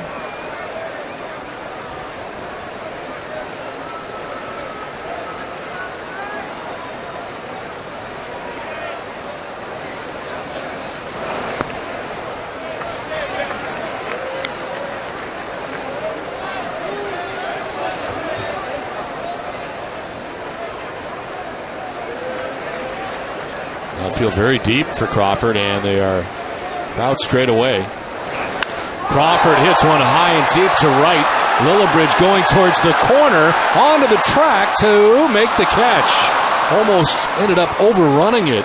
As he ran to the corner, it came back a little bit, and on the dirt of the track, he handles out number 1. Oh, that ball left the bat. I thought it had enough to get out of here. Basically no breeze right now at Fenway Park, and Lillibridge to the corner, one of the deepest parts of the ballpark, to make the catch. It sure looked like it had enough legs when it left the bat, but not quite enough for Kyle Crawford. 1 out, Ortiz at first, and a bunt bid for Drew Sutton. Peavy off the mound quickly with a good play to first to get him, and there's 2 down. There's Ortiz in a scoring position. See if they give him credit for a sacrifice here. 1 out in the inning. 2 outs in the inning now. I don't think this should go as a sacrifice. He's bunting for a base hit right here with 1 out. They do give him a sacrifice. But regardless, Ortiz gets in a scoring position at second base.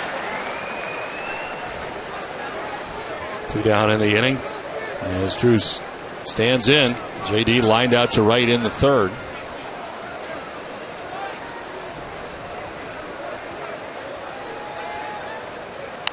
And a pop-up right side of the infield.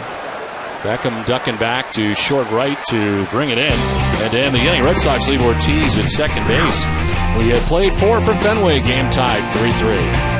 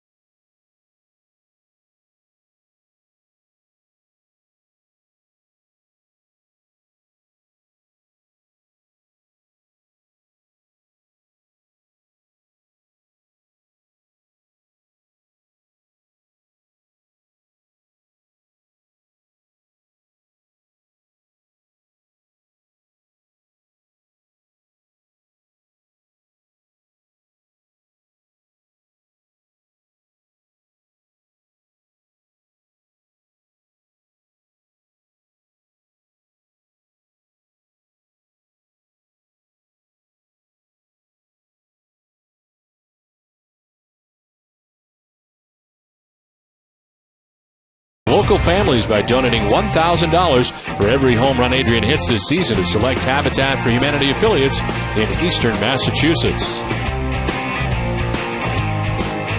3-3 game into the top half of the 5th inning. John Lester returning to the mound. 76 pitches through the first 4 innings. Jose Ramirez grounds it foul.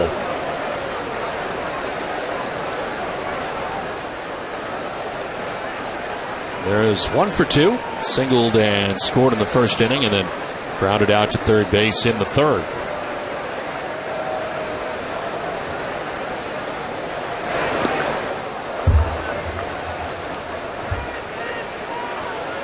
It's time now for the answer to tonight's AT&T trivia question. Who's the only Red Sox pitcher to defeat the Cubs and White Sox in the same season?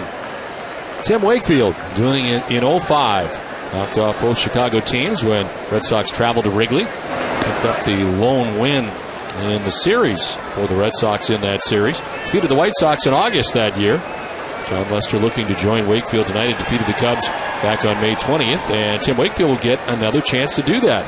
He has already beaten the Cubs this year, and he will pitch in Game 3 of the series against the White Sox, so a chance to do it again.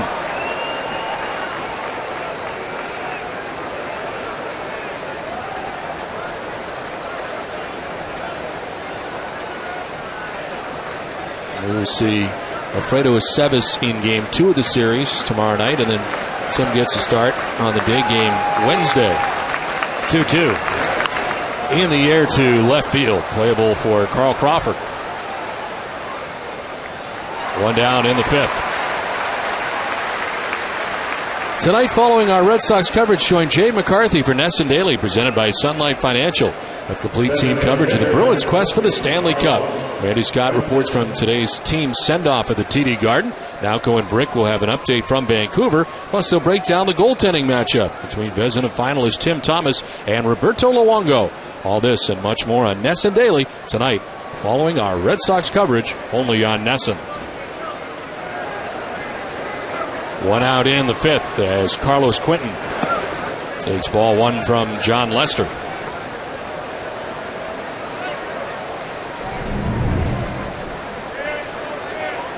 Quinton hit by a pitch in the first. He struck out looking in the third.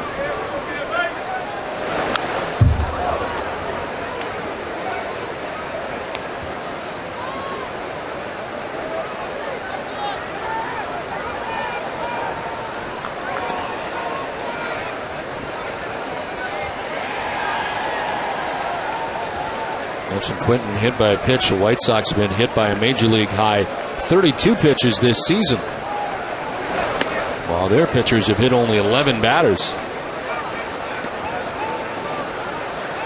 Red Sox hitters hit 79 times last year. That was most in the American League.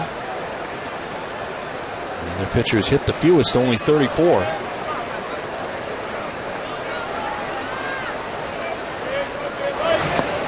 In again, and Quinton says he got hit on the hand, and he did. Second time he's been hit tonight. Kind of had to sell it, though, a little bit to Marty Foster. 11th time of the season he's been struck by a pitch, twice tonight. And, of course, as we mentioned, that leads the American League in that category. I don't know where this ball got him. Right off the hand, maybe?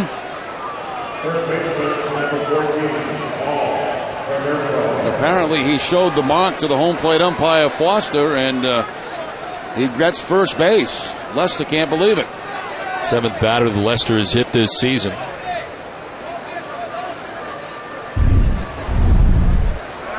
So Quinton at first, one out, and Paul Konerko, the batter, has had a good night.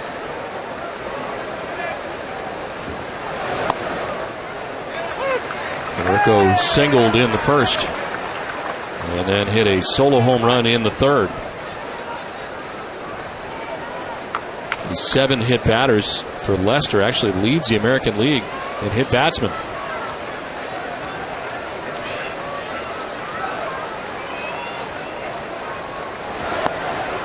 Konerko down 0-2.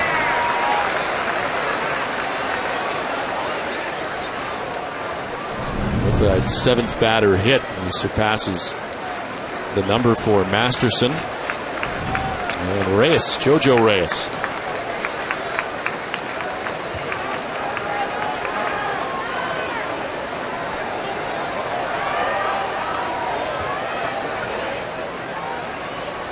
Ahead of Konerko, 0-2. Ball one.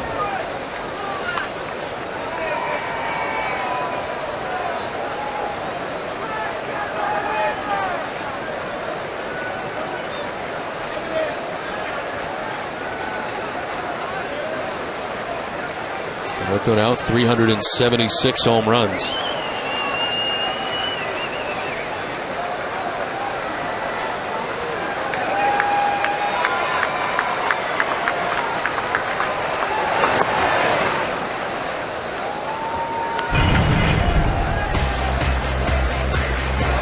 This was number 376 back in the third inning of John Lester. And at the time, gave the White Sox a 3-1 lead.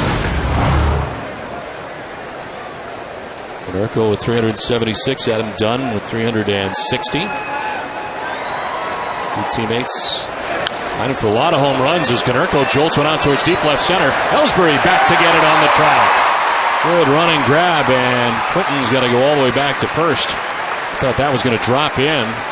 But now with Ellsbury out there on that kind of speed, getting back there, 2 down. That's what we talked about tonight, Don, in the view from the booth. The Red Sox defense, and especially in the outfield with the speed that they possess out there. Ellsbury made this look easy going back to the warning track. Quinton has to retreat and go back to first base.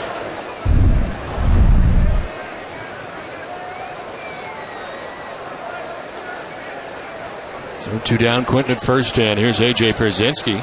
He is 2 for 2 in the game, both singles to center field.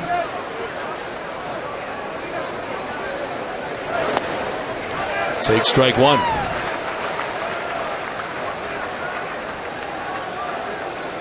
The White Sox this year 5-9 against left-handed starters. They've hit it just .227 against left-handed starters. They've got 3 runs on 5 hits against one of the game's best lefties. It's in there for strike 2.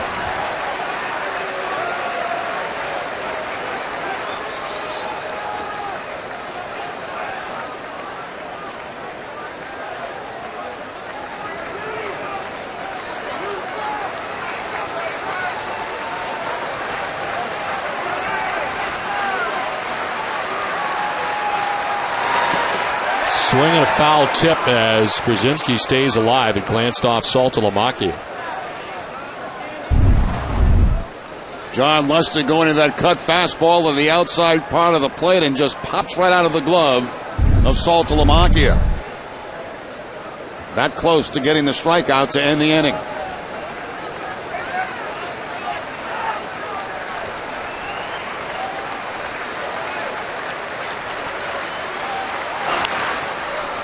Popped up down the left field line. Crawford moves over, but that's back into the seats. Carl going as far as he can.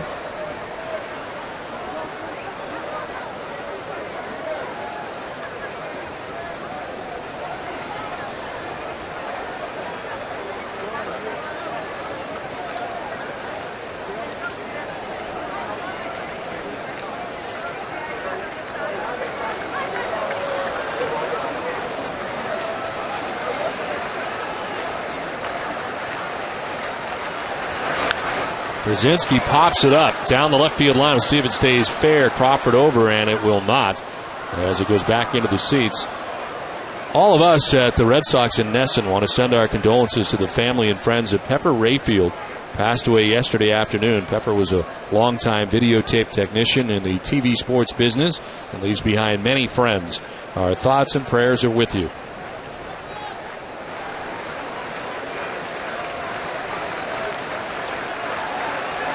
Two down, Quinton at first, and here's an 0-2 to Pierzynski again. On the ground is short. Sutton's got it. He'll go to second to end the inning. Halfway through this one from Fenway, the White Sox and Red Sox all tied at 3.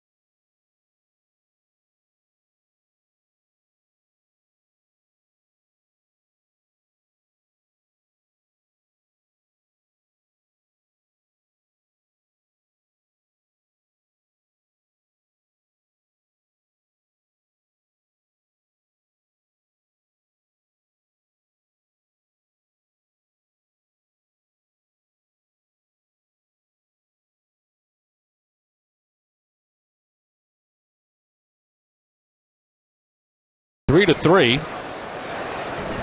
Jake Peavy back on the mound, 68 pitches deep. Saltalamacchia is swinging a miss. Saltalamacchia hit by a pitch. Third inning, scored the second Red Sox run. Quickly down 0-2. Followed by Ellsbury and Pedroia in the inning.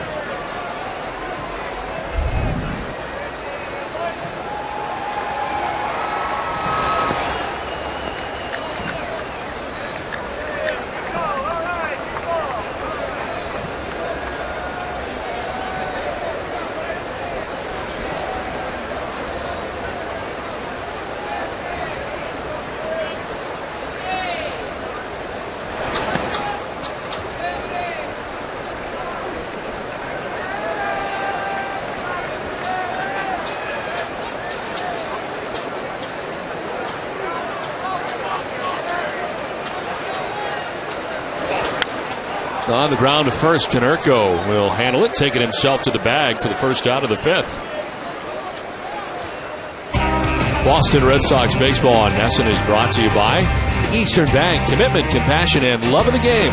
These are just some of the things Eastern Bank is made of. Find out what we're made of at easternbank.com. One out in the fifth as Jacoby Ellsbury is coming up. Flied out to center field in the first inning. Doubled and scored in the third.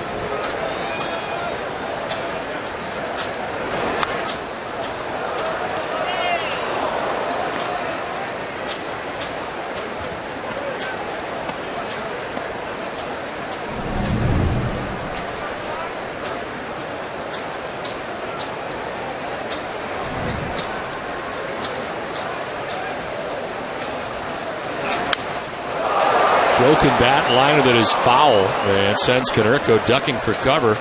Business part of the bat headed down towards his head. Seeing a lot of broken bats tonight. A couple by Alexi Ramirez. That one by Jacoby Ellsbury.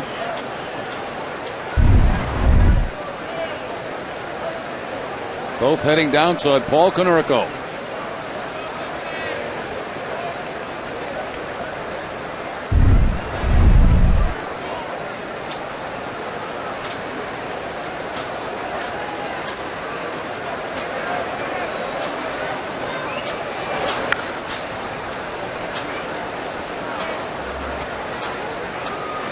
Oh, a new band.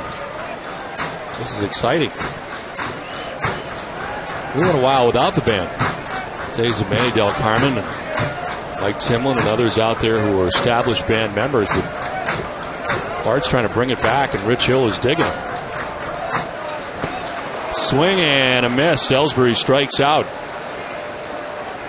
First strikeout for Peavy comes in the fifth. Looks like the slider from Jake Peavy down in the zone, and no contact by Ellsbury. Peavy had an 8-strikeout game in his second start against the Cleveland Indians. As Don mentioned, that's his first of the night. Dustin Pedroia with a big swing, but a fly ball to left, playable for Juan Pierre. And that'll wrap it up in the fifth. It is a 1-2-3 fifth inning. We played 5. Game tied at 3.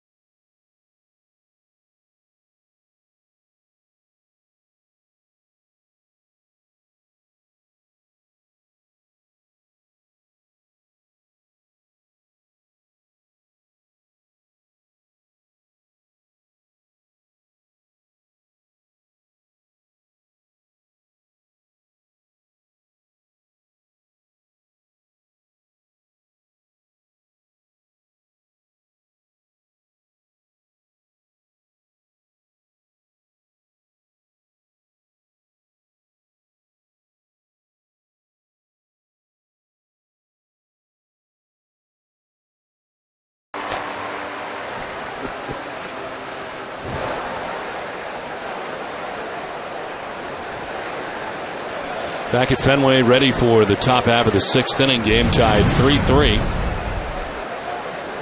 Alex Rios leading it off for the White Sox and takes strike one. High pitch count for John Lester as he starts the 6th inning.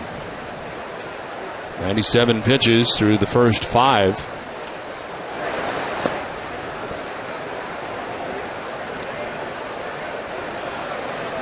One and one to Rios. Lillibridge and Beckham works out to be 6, 7, and 8 in the White Sox order.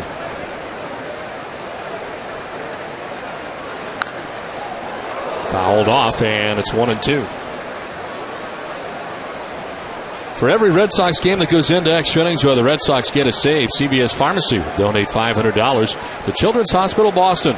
CVS Pharmacy is the official pharmacy of the Boston Red Sox. 1 ball, 2 strikes to Alex Rios. And a foul back and underneath us.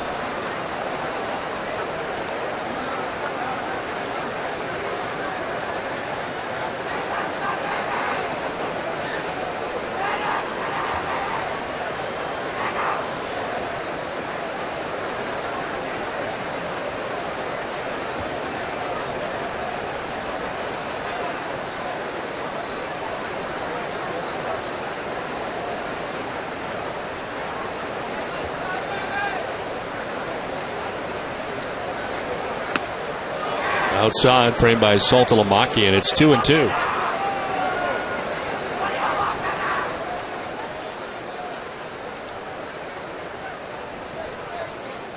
Lester last time out in the 6th inning effort at Cleveland threw 97 pitches. 2-2 still.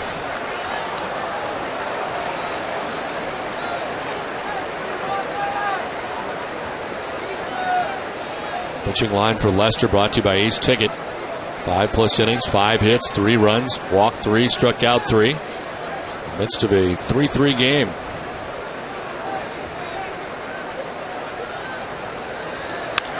Rios into center field with a base hit. His first hit of the day. And for the visiting White Sox, their 6th hit off John Lester.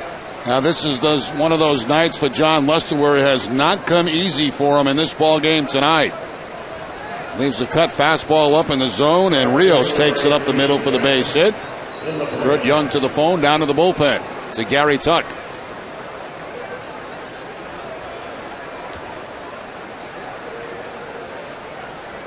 Dan Wheeler is first up tonight for Boston.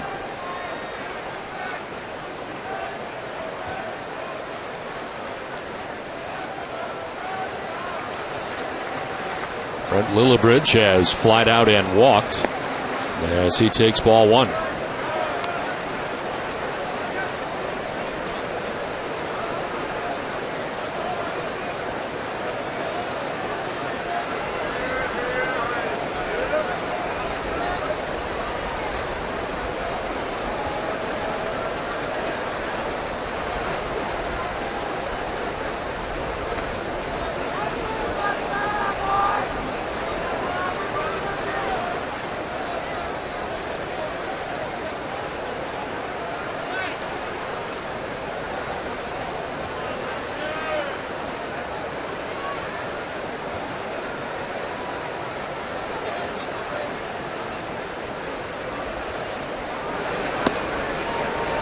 Two and 0.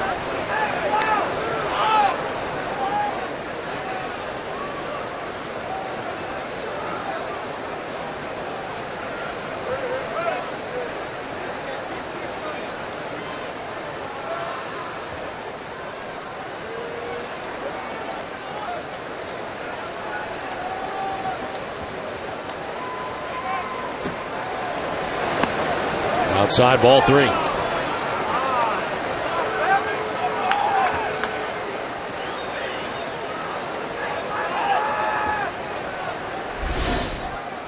Gordon Beckham waiting on deck. Nobody out here in the top of the 6th inning for the White Sox.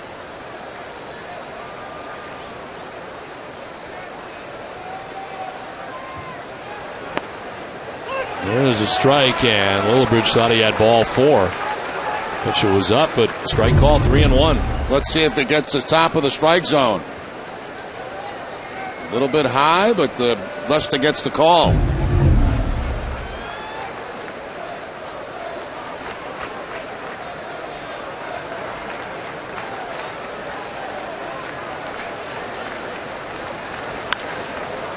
Popped up, foul ground as Saltalamacchia and Gonzalez, and Salty will make the catch.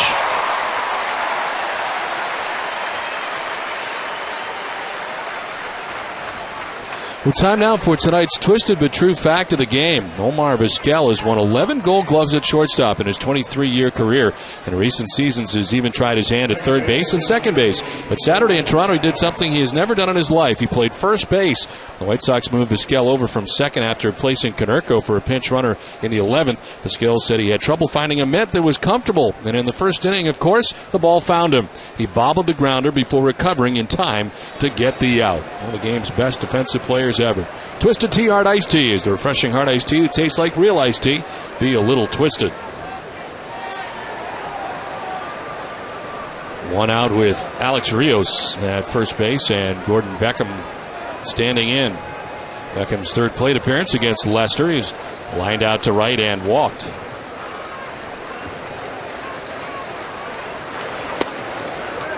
Strike one from Leicester. Beckham didn't think so.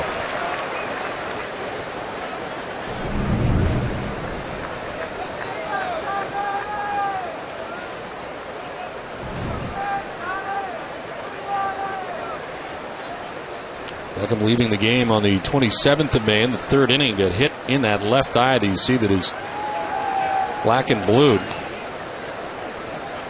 Got hit in the eye by a relay throw that missed the first cutoff man. And he got it right in the eye, still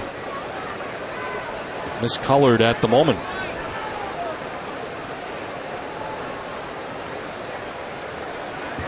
Missed the last two games, but in there tonight.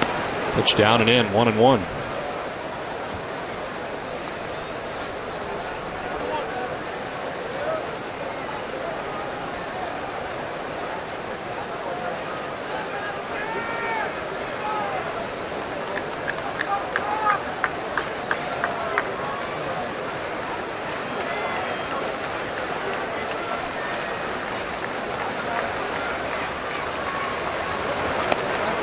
Away, and it's 2-1 to Beckham. I don't know if Ozzy'd put the hit and run on in this situation. Beckham's a guy that strikes out a lot. But the count 2-1, you never know.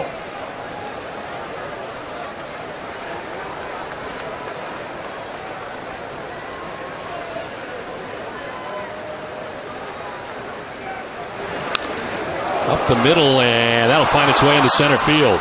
Rio stops at second base, quickly gathered by Ellsbury, and Beckham has got his first hit.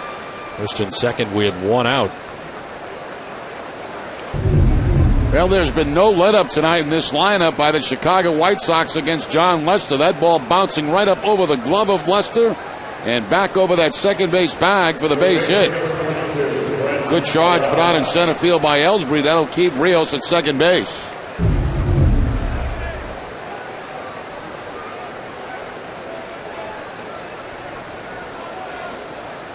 2 on, 1 out, and Brent Morrell coming up. Walked in the second, fouled out in the fourth.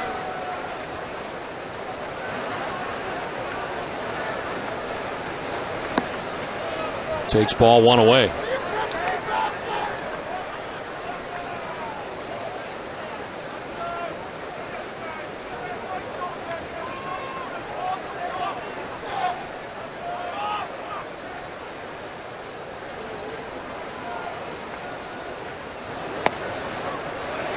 Strike one.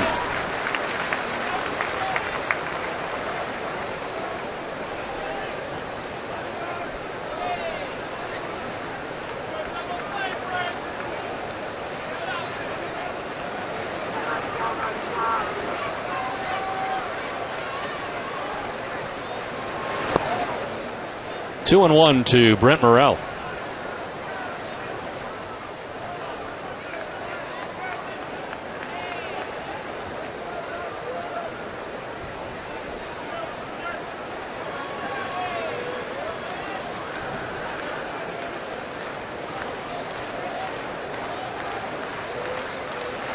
2-1 and a swing and a miss. 2-2.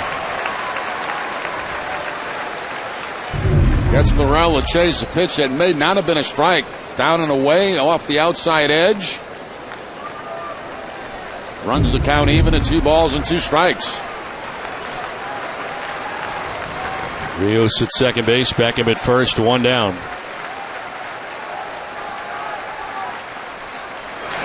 And a swing and a miss. Lester needed that. Picks up strikeout number 4 of the night, 2 down. Back to the cut fastball here for John Lester. A very good one. Down below the knees, and on top of it is Morel.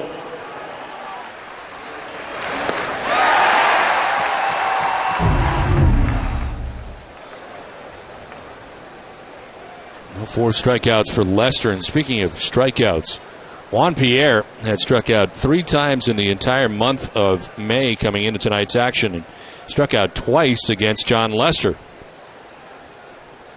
Striking out in the first and then in the fourth. He's only got 18 total strikeouts now on the season. Well, the 3rd time this year that he has struck out twice in a game, as he takes ball 1 down and away.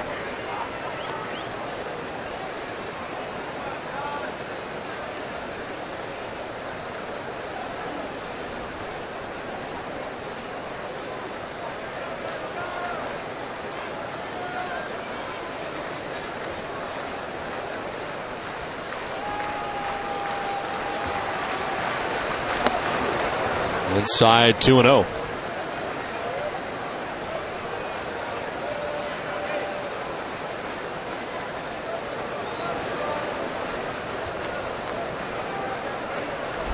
On deck, Alexei Ramirez, 2 outs, 2 on in the top of the 6th inning in a 3-3 game. It's been a tight one here tonight from Fenway Park.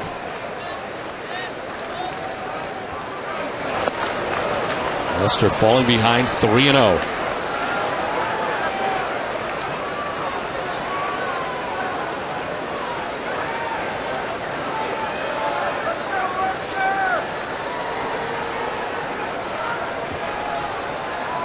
Lester has already surpassed his high this season last year in the 120s 3 times. There's a strike, 3-1. Saw Dan Wheeler continues to warm in the pen.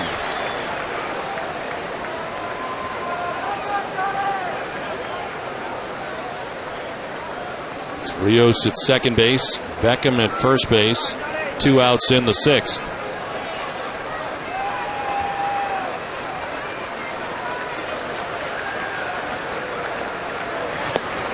Ball 4, and after striking out Pierre twice, he walks him this time to load the bases. And this will bring Kurt Young out. 4th walk charged to Lester. It's time now for a look at the road ahead, brought to you by Safeco Insurance. Alfredo Aceves makes his 3rd start of the season tomorrow against the White Sox. Aceves pitched 6 innings his last time out in a rain-shortened game Thursday against the Tigers.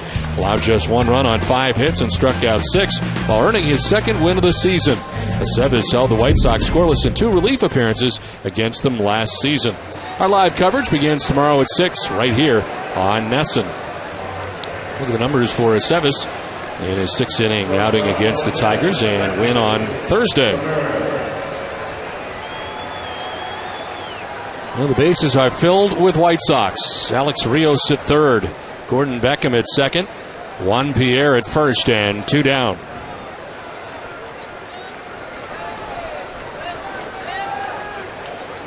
Alexei Ramirez, 1 for 3 in the game, a single, a run scored in the 1st. Since then, a ground out and a fly out.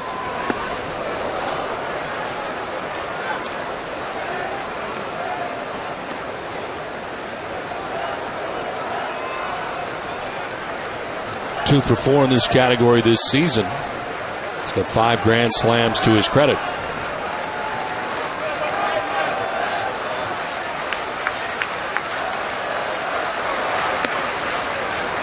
Two and 0.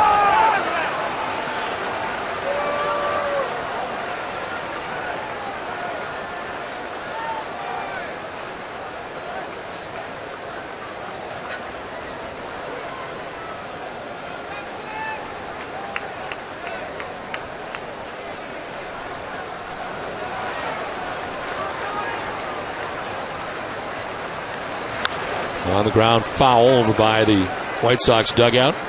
2 balls, no strike. Right back to the bread and butter pitch, that cut fastball, and Alexi Ramirez pulling it foul.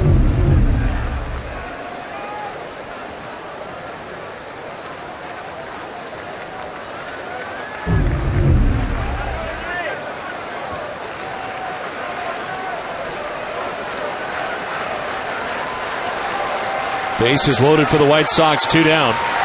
2-1 is fouled off. 2-2.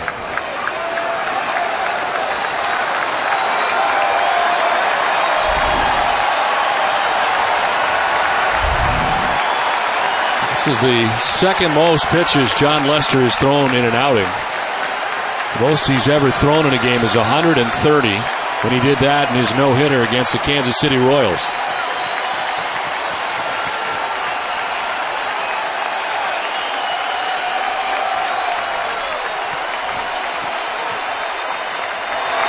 Ramirez hits a bloop back to first, falling fast. It's fair. From third base, scoring is Rios. Beckham will score.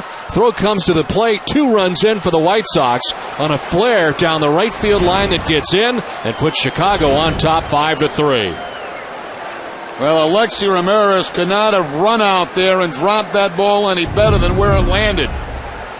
Count goes to 2-2. There's a cut fastball that stays out over the plate, and the ball just flares up over the head of Adrian Gonzalez.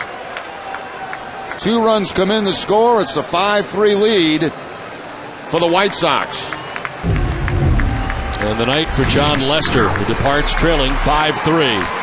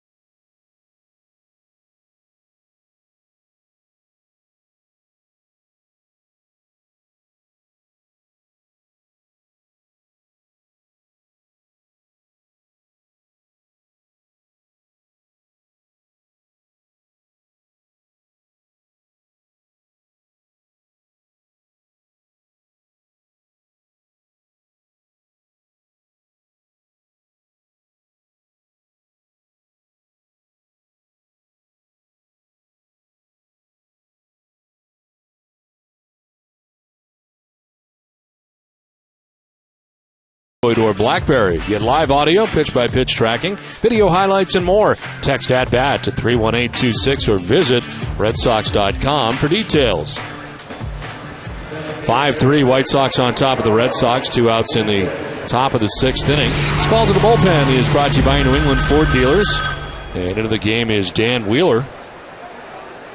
Wheeler's 14th appearance of the year, no record, 9.24 earned run average. He's worked in 12 2/3, giving up 19 hits, 10 strikeouts. Opponents hitting at .345 off Wheeler.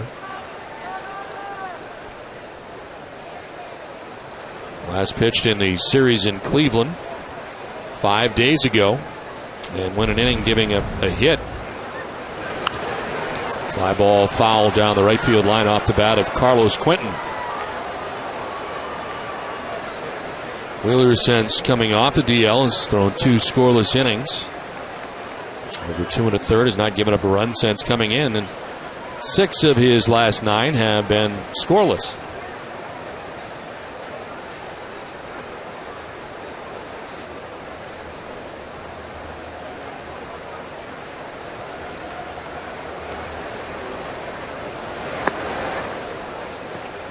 One more look at that little bloop base hit by Alexi Ramirez. The cut fastball gets in on him just a little bit, fights it off and gets it over the head of Adrian Gonzalez as 2 runs come across. And of course that caused John Lester to leave the ball game. Look at his line that is not complete yet. Runners at second and third are his responsibility. Pierre at third, Ramirez at second. Back up the middle into center field, a base hit. And those runs will score and be charged to Lester. 7-3 White Sox. Carlos Quentin with a big 2-run single with 2 outs in the inning as the White Sox jump on top 7-3. That's been a very strange night for Quentin. Hit by a pitch twice. He has struck out. Now he reaches out and hits this ball right back up the middle. That ball not a bad pitch at all. Outside part of the plate, down, but better hit him by Quentin.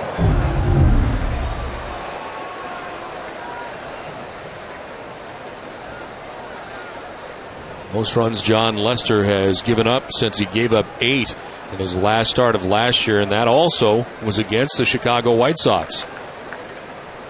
That's when he was trying to get his 20th win and could not get it done. And tonight, the final line on him: 5 2/3, 8 hits, 7 runs, walked 4, struck out 4. And again, 127 pitches, the second most that he's ever thrown in a game. The first was 130 done in the no-hitter. Konerko is the 8th member of the White Sox to bat here in the top half of the 6th inning.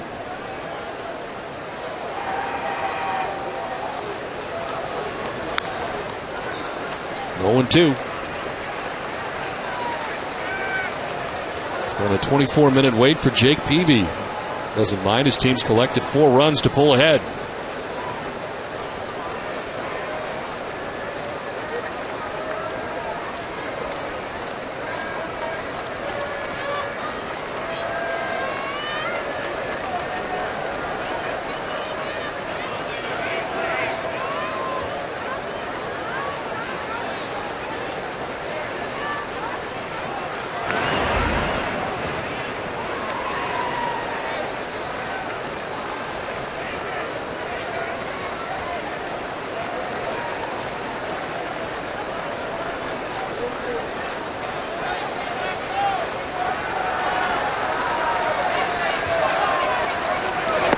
Swing and a miss. Wheeler able to strike out Konerko with the damage done.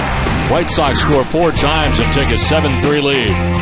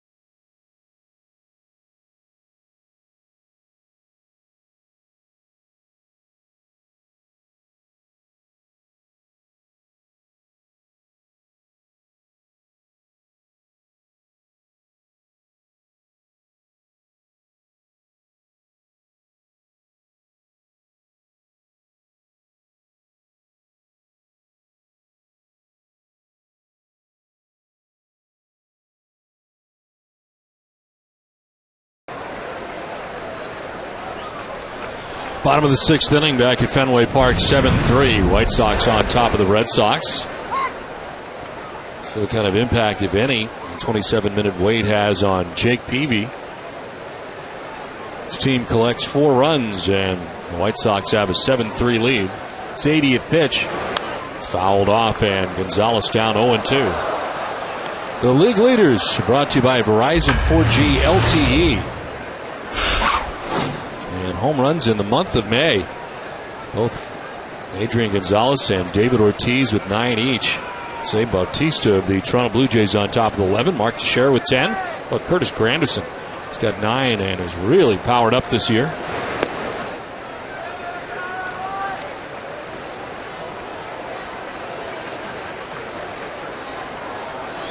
Adrian hitting a home run in the first inning.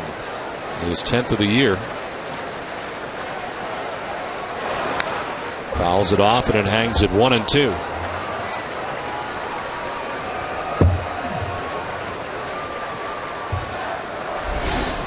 Gonzalez now, Euclid next. Red Sox batting in the bottom of the 6th inning.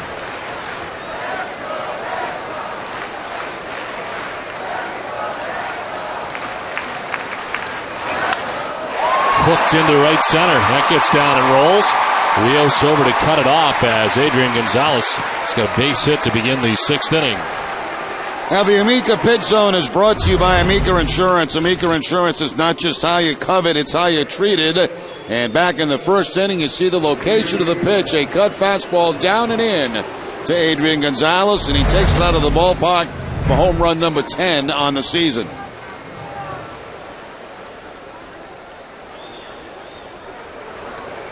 Lead runner on for the Red Sox. Second time in 6 innings. Euclid takes strike 1. He is grounded out to third, grounded out to short, 0 for 2.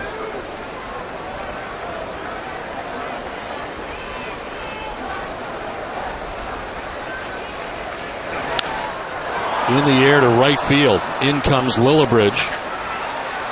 Makes the catch for the first out of the 6th inning. Let's check back in with Heidi.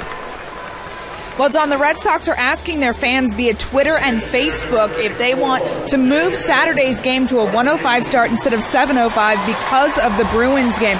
You can give your thoughts at Twitter on at Red Sox on Twitter or at Facebook.com/Red Sox if you want the game on Saturday moved from a 7 o'clock start to a 1 o'clock start to accommodate the Bruins game that night. Don? Jerry, if we get to vote, I say, why not? I would choose the day game. Yeah, take the day game and watch the hockey game at night. Absolutely. Love to see game 2 to be Saturday night.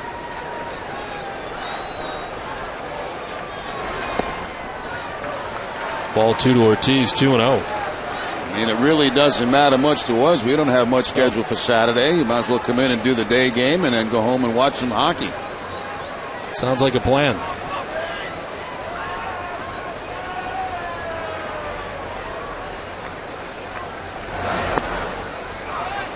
Three and 0.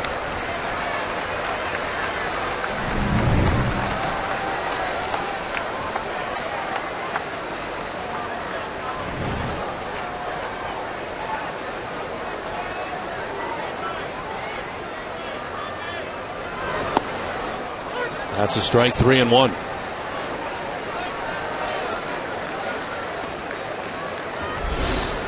Carl Crawford waiting on deck. Gonzalez single to begin this 6th inning. Euclid flies out to right. Big Papi waiting on a 3-1 pitch from Jake Peavy. And fouls it off. Full count.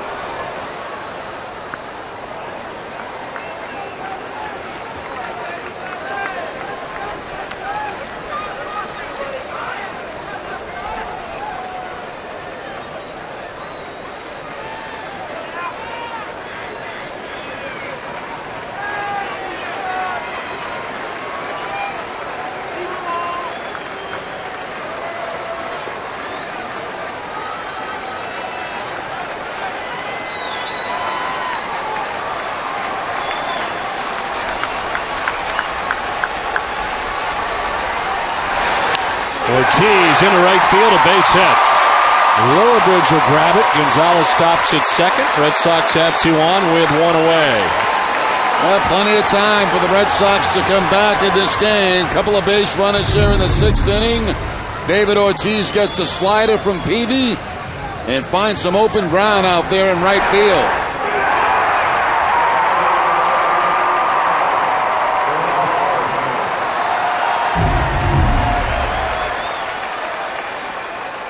Second hit for David Ortiz, a 2-for-3 night. Red Sox have runners at first and second, 1 away. And Carl Crawford is the batter. Strike 1. Crawford grounded out in the 2nd inning, flied out to the warning track and right in the 4th.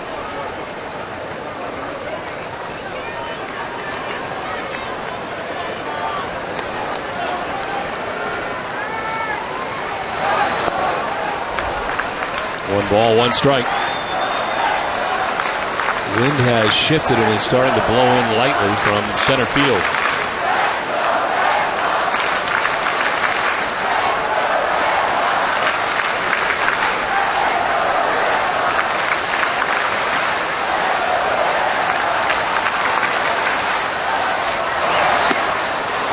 Ball 2.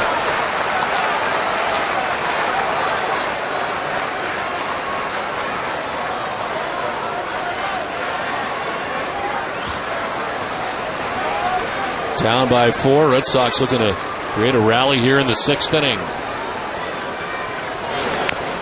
Fouled off. Arbor Coat exterior stain by Benjamin Moore. Revolutionary waterborne stain that outperforms the best oil-based stains on the market. Find Arbor Coat at your local Benjamin Moore retailer.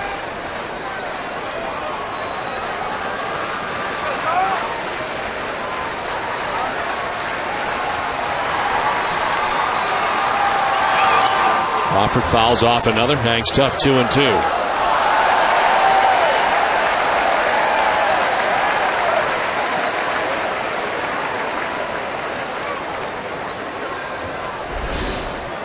Drew Sutton waiting on deck.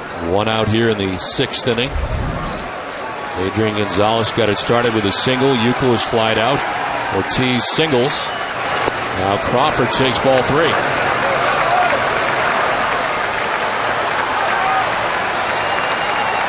Peavy had that 27-minute wait. His team is scoring 4 times and has run into some trouble here in this inning.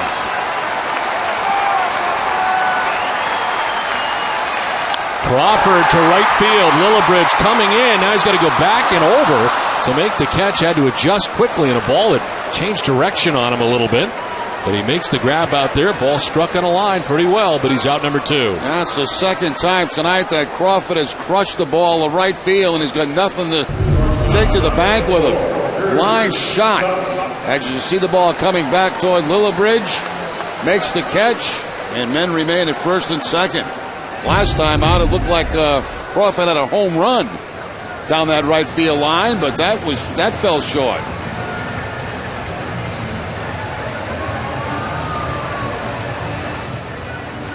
Well, Don Cooper is away on family business, and filling in is Juan Nieves, the bullpen coach for the White Sox for the series. He goes out to talk here to Jake Peavy with 2 outs. Red Sox Nation, if you need medical care at Fenway Park, visit Beth Israel Deaconess First Aid Stand and Section 12, Beth Israel Deaconess Medical Center. It's the official hospital of the Boston Red Sox. Visit them at bidmc.org.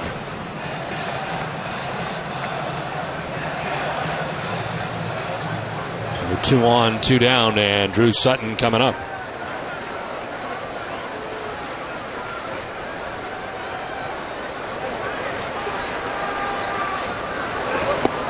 Strike 1 to Sutton.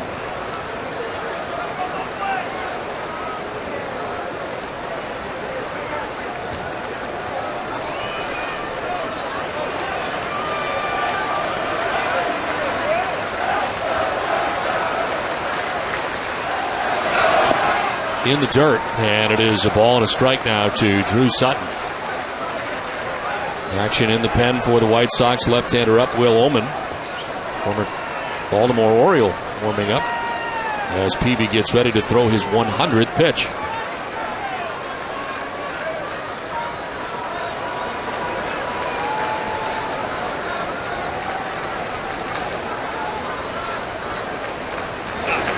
Swing and a miss. 1-2. Looks like a slider right here, down and in to Drew Sutton. Sutton looked a little upset to have swung at that pitch.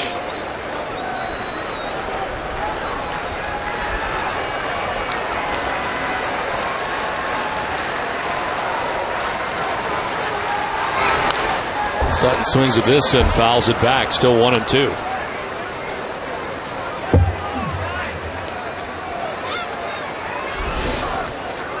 J.D. Drew waiting on deck. 2 down in the 6th.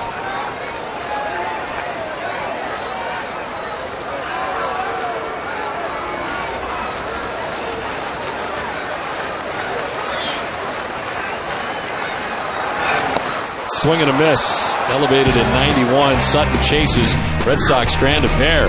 7-3 White Sox at the end of 6.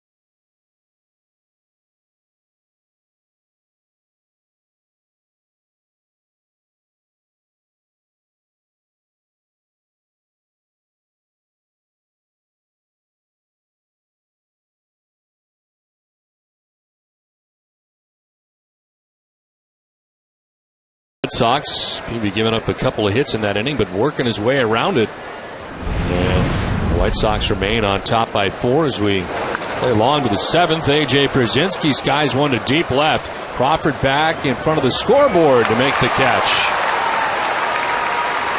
Send it down to Heidi.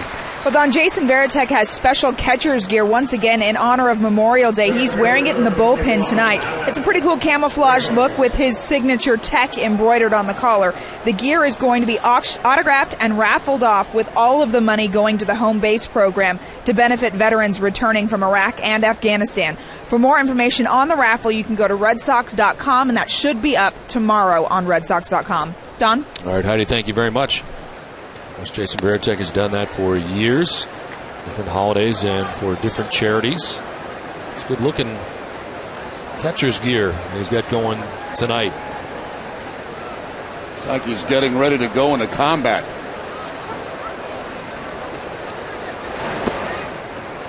Alex Rios batting, 1 out in the 7th inning.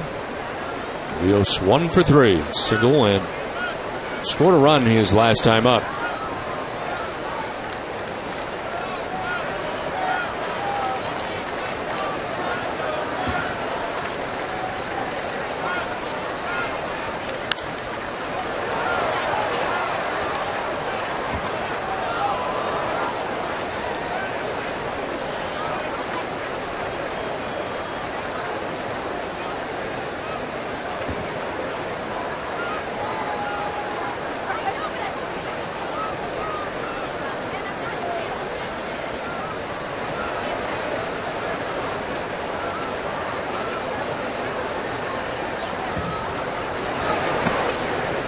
in the dirt, 3-1.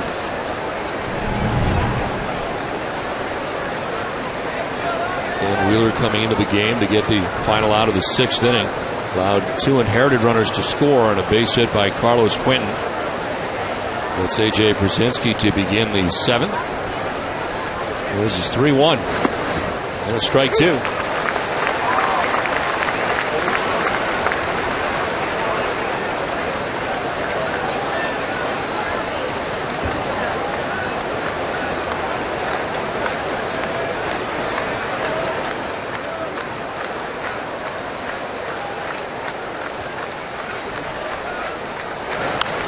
Fouled off to the right.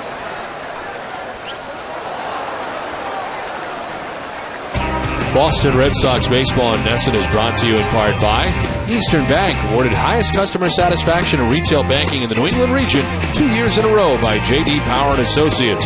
Find out more of what we're made of at easternbank.com.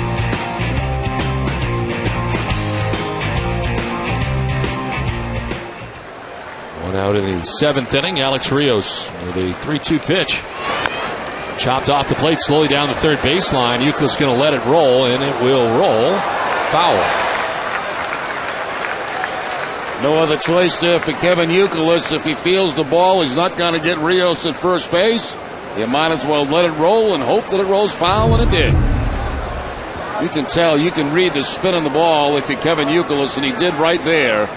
And he pretty much knew that ball was going to go into foul territory.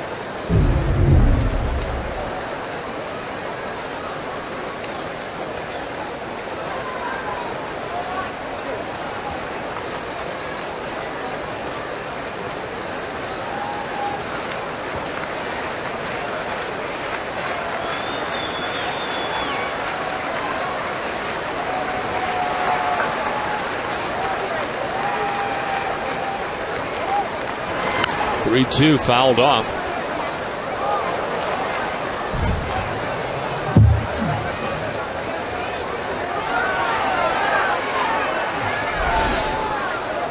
Rios batting now. Brent Lillibridge will bat next.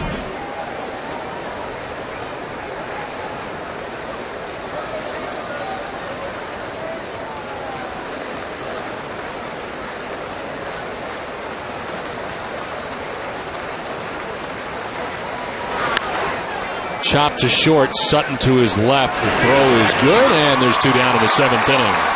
It's time for a game break, and Tom Caron, TC.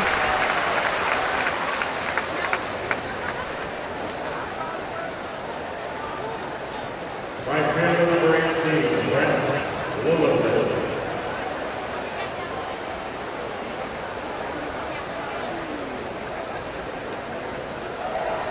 Okay, Tom, thanks very much. Here at Fenway Park, it is 7-3. Chicago White Sox on top by 4 with 2 outs in the 7th inning. Brent Lillibridge the batter. Base is empty.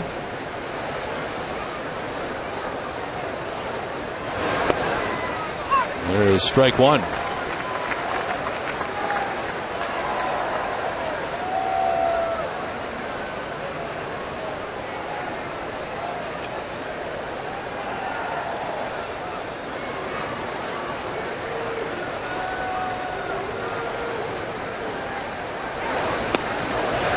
Breaking ball drops in there, 0-2.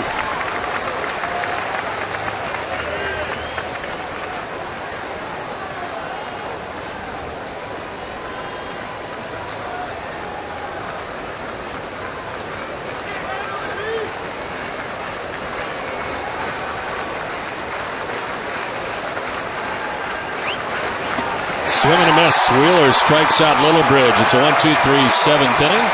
And a 7-3 White Sox lead. We'll keep it right here at Fenway Park for God Bless America on this Memorial Day. Support of the Red Sox Foundation. Now please rise and stretch and prepare to sing along with our Fenway Park organist as he plays Take Me Out to the Ball Game, presented by Coca-Cola. But before that, we welcome back the captain of the 26th Yankee Division Band, Massachusetts Organized Militia, here to perform God Bless America on Memorial Day. Please welcome Frank Zarba.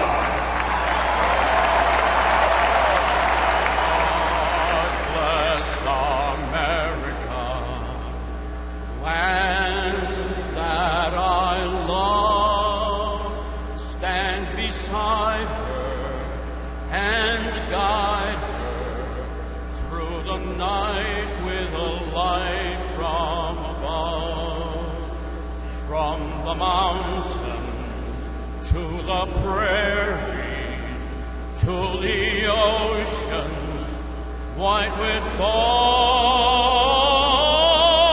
God bless America, my home, sweet home.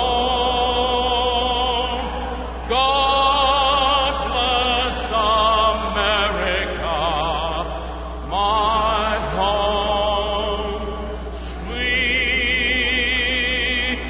home.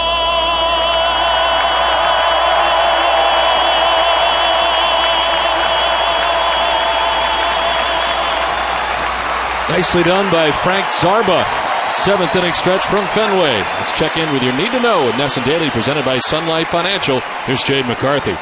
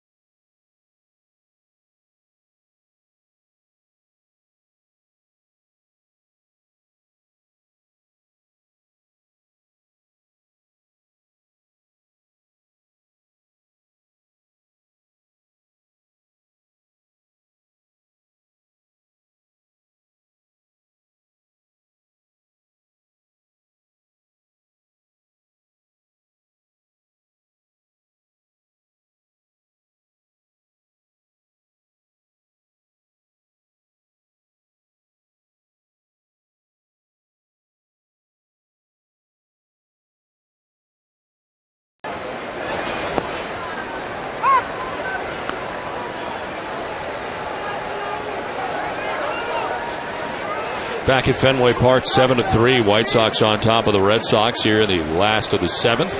J.D. Drew leading it off. And taking ball one outside, 1-1. Jake Peavy back on the mound. And up to 105 pitches. Drew sending it down the left field line, bending foul. Dunkin' Donuts is in its 13th year of hosting local youth groups and charitable organizations in the Dunkin' Dugout, special seating section at Fenway Park. Thousands of children have had the chance to catch a Red Sox home game thanks to Dunkin' Donuts. J.D. Drew, 0 for 2 in the game. Grounds one softly right side. Konerko to Peavy for the out.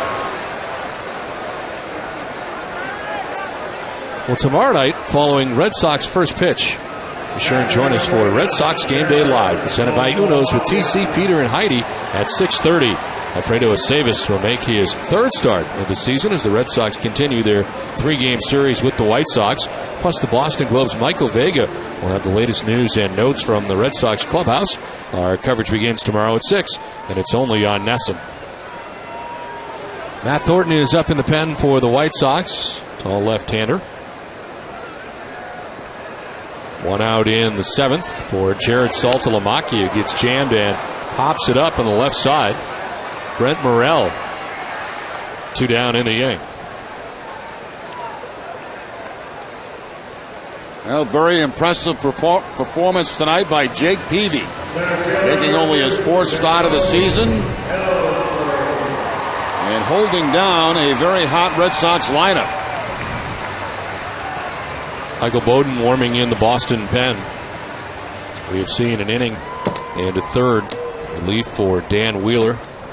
John Lester started the game and won 5 2/3 on the hook tonight, giving up all 7 runs the White Sox have currently. 2 down for Jacoby Ellsbury.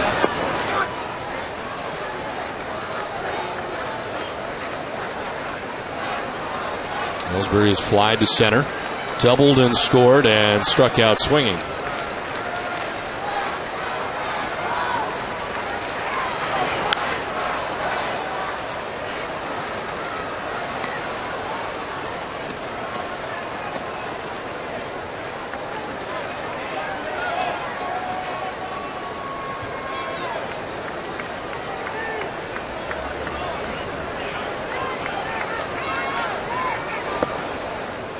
In there for strike 2, 1-2.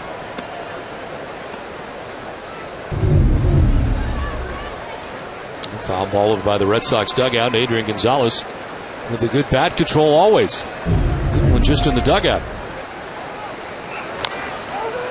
Down to first, and Konerko will take it himself for the out. That ends the inning. Peavy gives the White Sox 7 innings and has a 7-3 lead at the end of 7.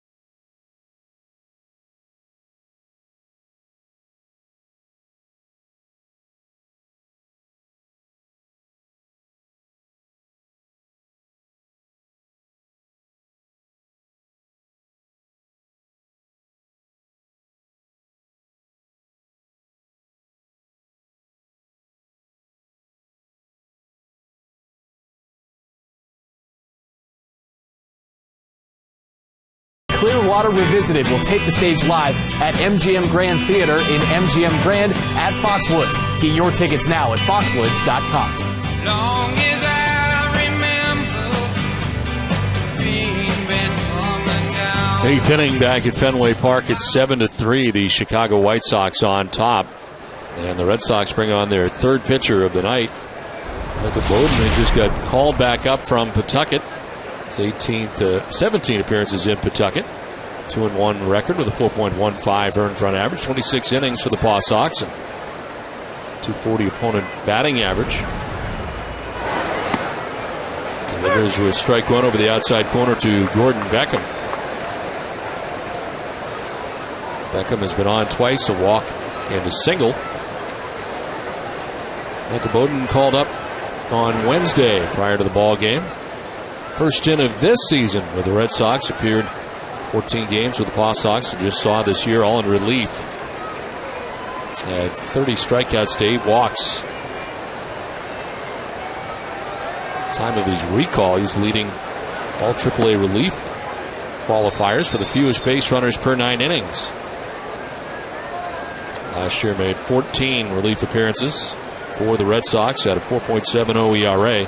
Giving up 8 earned runs in 15 1/3. to right center field. Ellsbury headed over to make the running catch. Full bore into a sprint to make the grab. Well, we talked earlier in the ball game about speed. Ellsbury, not a great jump on that, but the speed makes up for it. Takes extra bases away from Beckham.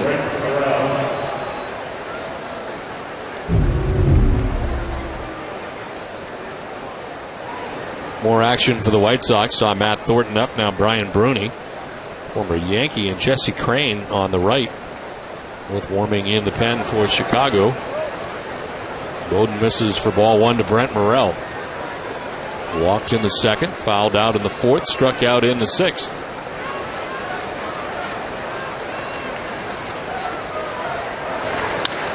Line to right, and it's in for a base hit.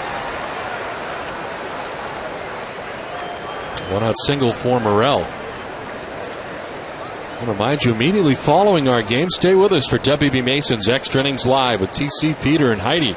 Get a breakdown of John Lester's outing, including his take on tonight's performance. Plus, he'll have the manager's perspective in the From the Press Room segment. It's all coming up right after the game on WB Mason's Extra Innings Live.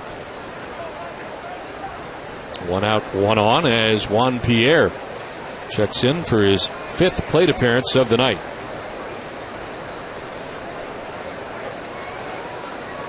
0 for 3 with a walk and a run scored. He's struck out twice. And takes strike one. Roster move made tomorrow by the Red Sox. Bobby Jenks will be recalled to the club, and possibly Michael Bowden heading back to AAA.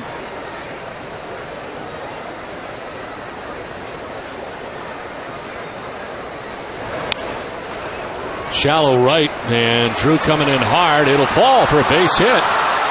Drew then dropped the ball as he had a chance looking up, perhaps to try to go to second base. Morrell had to wait halfway between first and second to make sure that wasn't caught. Yeah, that was a tough call for a base runner because it looked like Drew may get there and get this ball and then still had a chance at second base, but right there in the transfer he drops the ball, so there's no force out at second.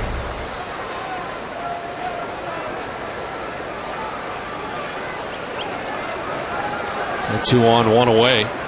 And Alexei Ramirez coming up. Salta Lamacchio went out to talk to Bowden.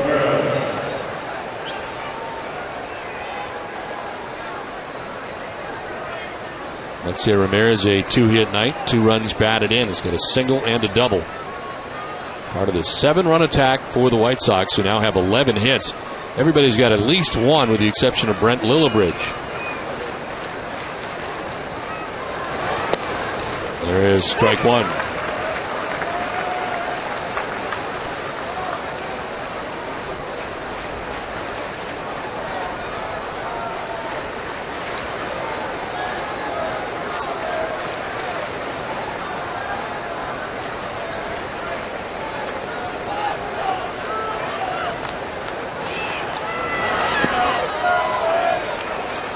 Didn't go, says Bill Welke, first base umpire.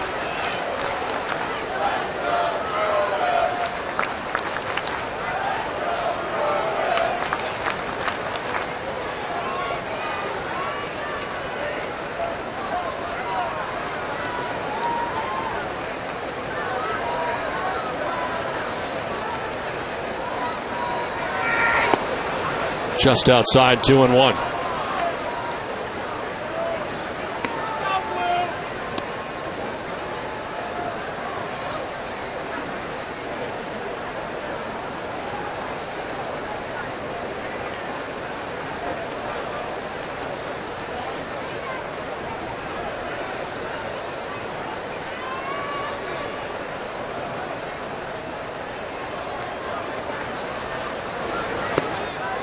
There's a strike, 2-2.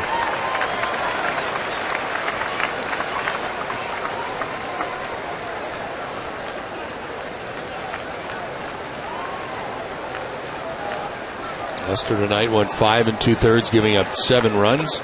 Dan Wheeler, an inning and a third of shutout pitching, although he did allow 2 inherited runners to score, charged to Lester. And Michael Bowden here pitching in the 8th. He's given up back-to-back hits with 1 down. Now a foul down the right field line.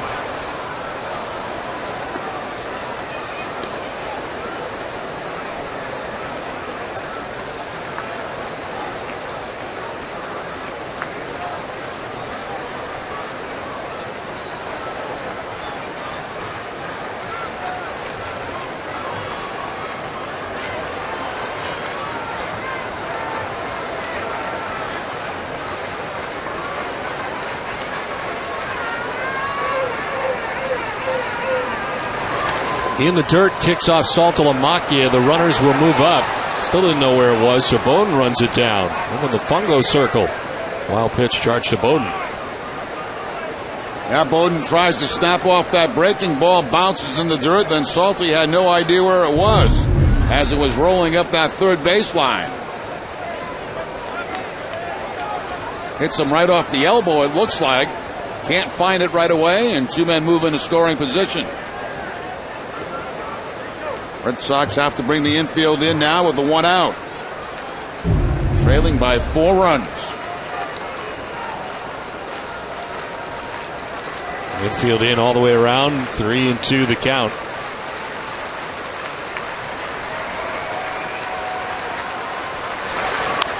Line foul out ahead was Ramirez. Look out.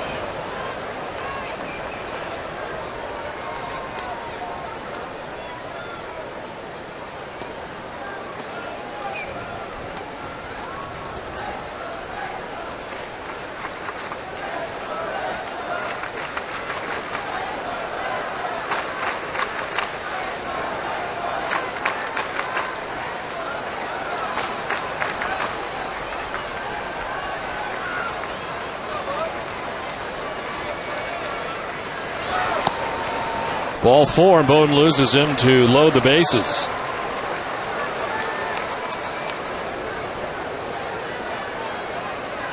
Your radio home for the Boston Red Sox is also the home for Boston's #1 morning show, Dennis and Callahan. Tune in tomorrow at 6 to hear the best sports talk in America with John Dennis and Jerry Callahan. It's weekday mornings at 6 on the WEEI Sports Radio Network, of course, right here on Nesson. Bases filled with White Sox here, one out in the 8th. And Carlos Quentin is the batter.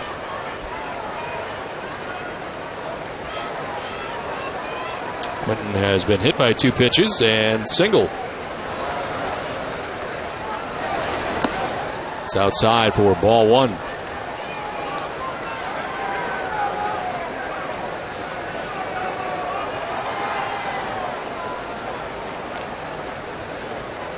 One for 3 this season with the bases loaded. Bats with Morel at third, Pierre at second, and Ramirez at first. One out. It's outside for ball 2, 2-0. A lot of breaking balls here from Bowden, having a tough time finding the strike zone with it.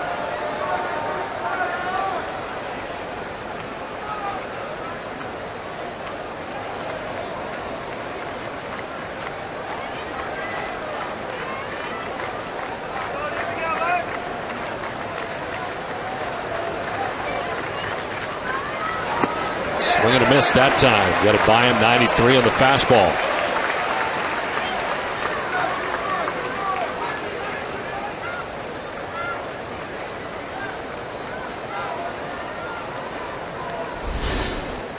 Paul Konerko waiting on deck. Bases loaded situation for the White Sox. One out, trying to add on to the 7-3 advantage. Fouled straight back, 2-2. White Sox have lost 3 straight games coming in.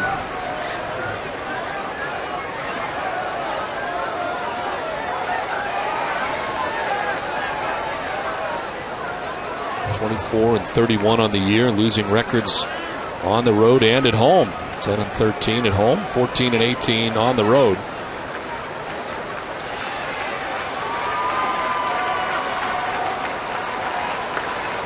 Bases loaded, a 2-2. Outside, ball 3.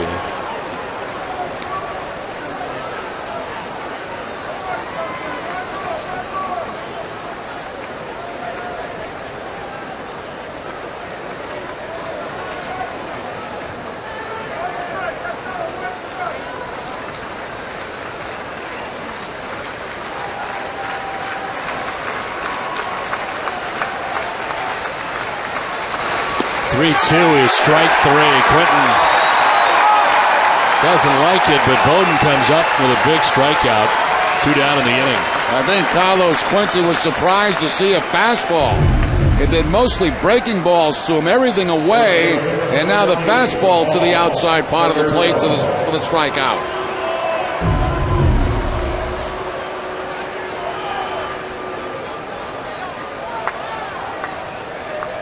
So 2 down, bases loaded, and Paul Konerko.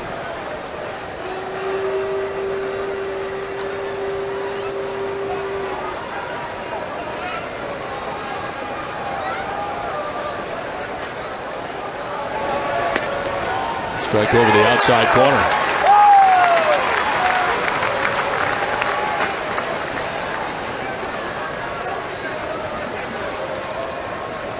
Konerko 1 for 4 with the bases loaded this season with 6 RBIs. Great numbers over the course of his career, though. 9 grand slams for Konerko. Got a home run tonight as he sends one foul off to the right. Bowden's ahead 0-2.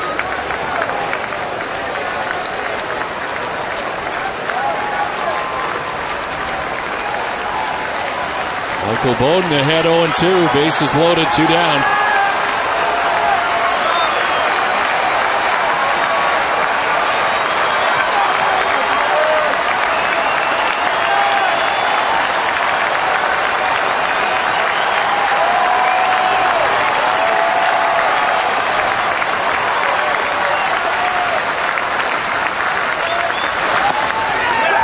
This is away 1-2. Tried to get Konerko to chase that 0-2 breaking ball off the plate. Konerko would have none of it.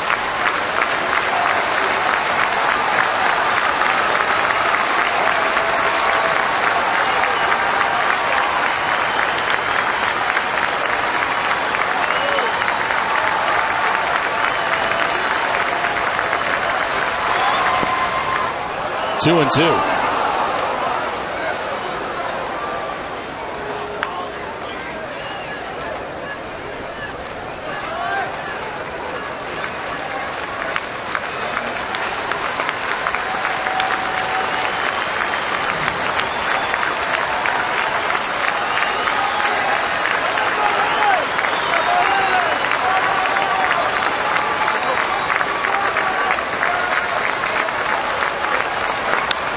On the ground, diving at first is Gonzalez, covering will be Bowden, and he gets out of the jam.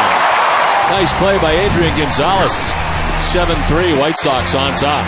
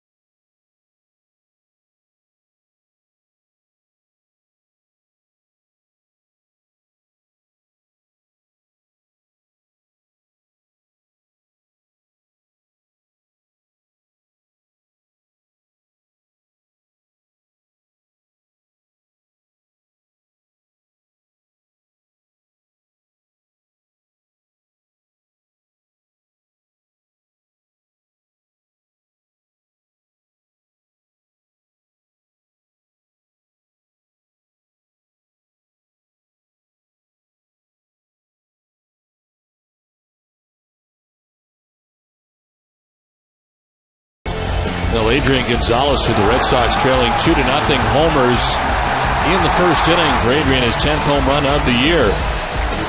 Game tied 3-3. Alexei Ramirez is part of a big 6th inning for the White Sox, who scored 4 times. Doubles. Drives in a pair with that double. And again, Chicago scoring 4 times, getting lots of offense and very good pitching. Just his 4th starts is coming off the DL this year for Jake Peavy, who ends up giving the White Sox 7 innings, giving up 3 runs, and he departs with a chance for a victory here tonight.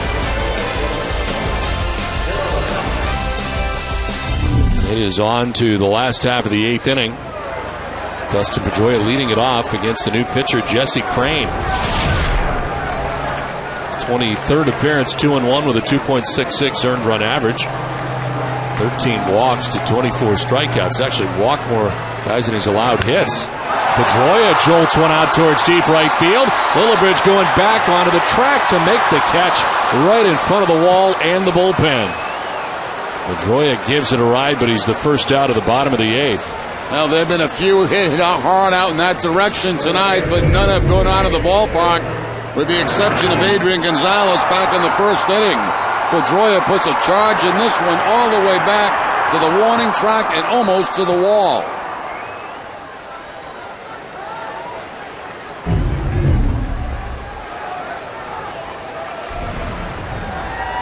One out in the inning for Adrian Gonzalez. Sprays one foul off to the left.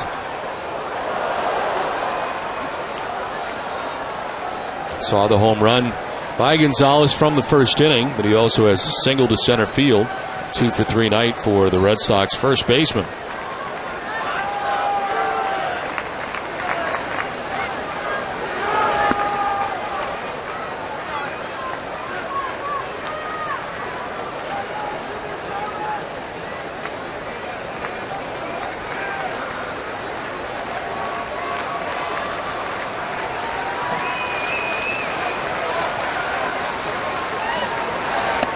Swing and a miss, 1-2. Pretty nasty slider there from Jesse Crane. Very seldom do you see Adrian Gonzalez get fooled on a pitch.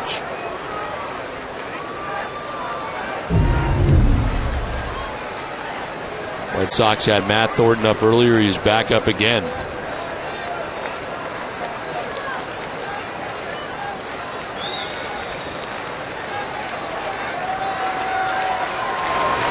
This is back and off Crane. Runs it down, stays with it. His throw is going to be in time. Credit Crane for going to get it after being hit with that. Kind of in the torso area as someone got back at him in a hurry. Well, that had to hurt. A line shot. Right off the side, it looked like a Jesse Crane. Bounced over toward third base, but he's still able to recover and get Gonzalez at first base. Right off the right side, it looked like.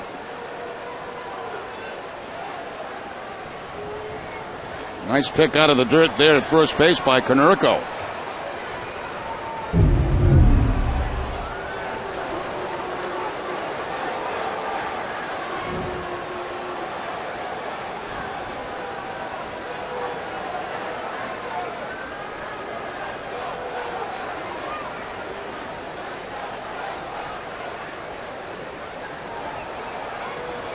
Crane's going to try it here and take a warm-up toss after being hit what appeared to be in the side.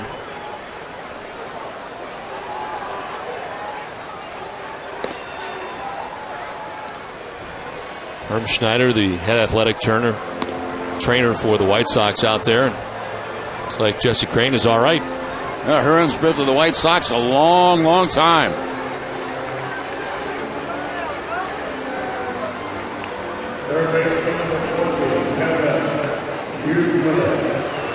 So 2 down in the 8th, and Kevin Youkilis coming up. Youkilis is grounded out twice and flied out to right.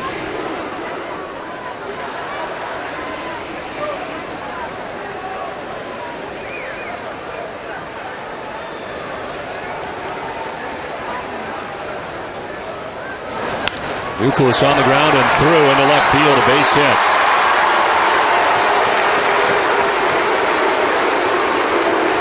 2-out single for Kevin Youkilis.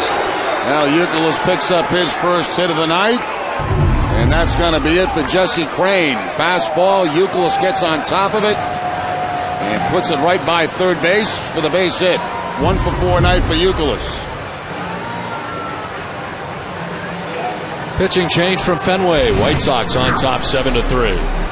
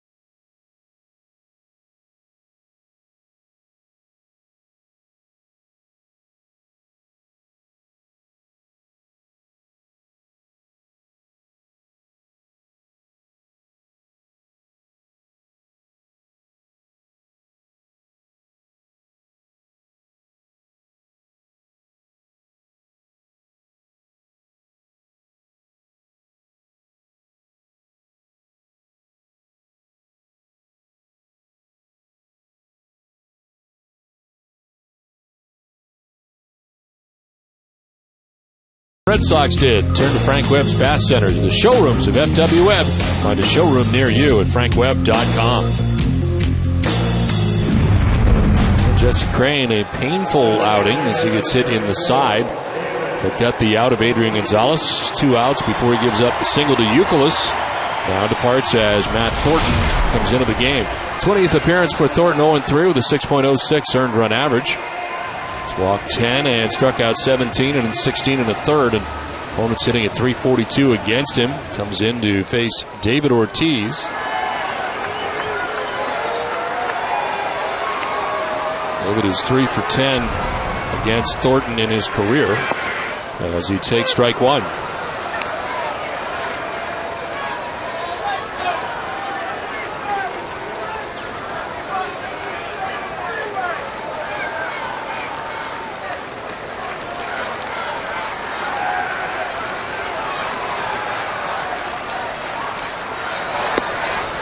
Outside, a ball and a strike to David Ortiz.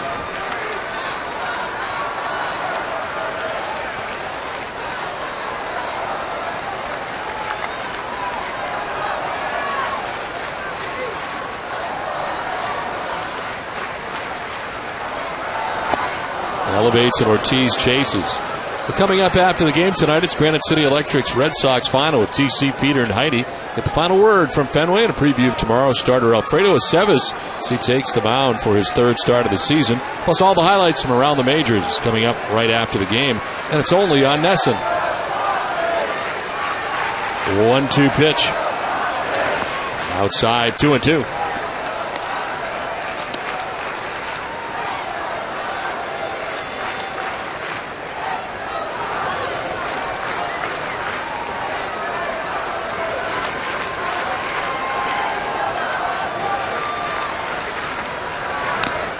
Ortiz stays alive, gets a piece, 96-mile-an-hour fastball up.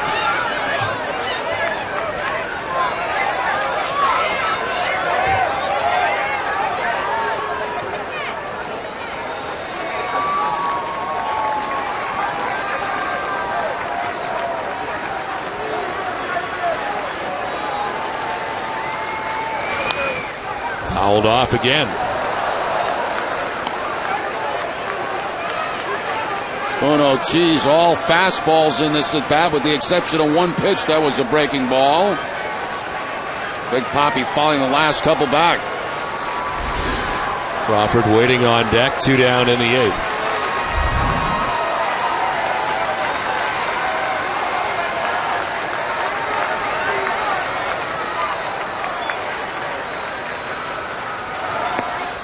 Outside, full count.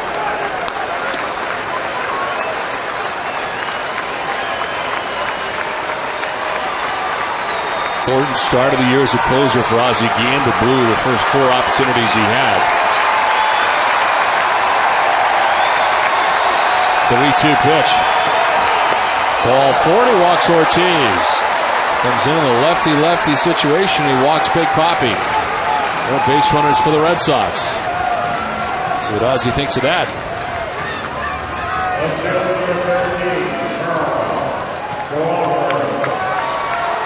2 on, 2 down. Here's Carl Crawford. Grounded out in the second inning. Flied out to the warning track in the fourth. Lined out in the sixth. He's hit the ball hard a couple of times tonight, but has nothing to show for it. Take strike 1.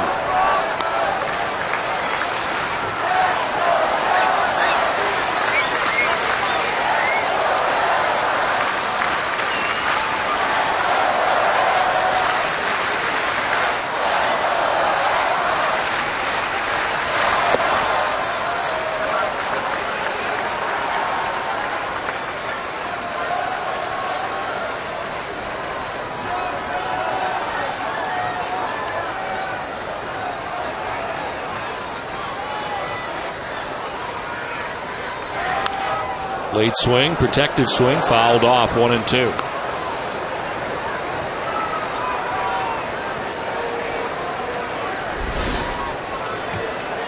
Bruce Sutton waiting on deck. Red Sox with 2 outs in the inning quickly got 2 on. Youkilis a single. Ortiz a walk.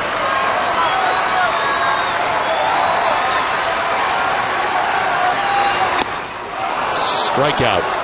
Gone is Crawford, and so are the Red Sox. We played 8, 7-3 White Sox.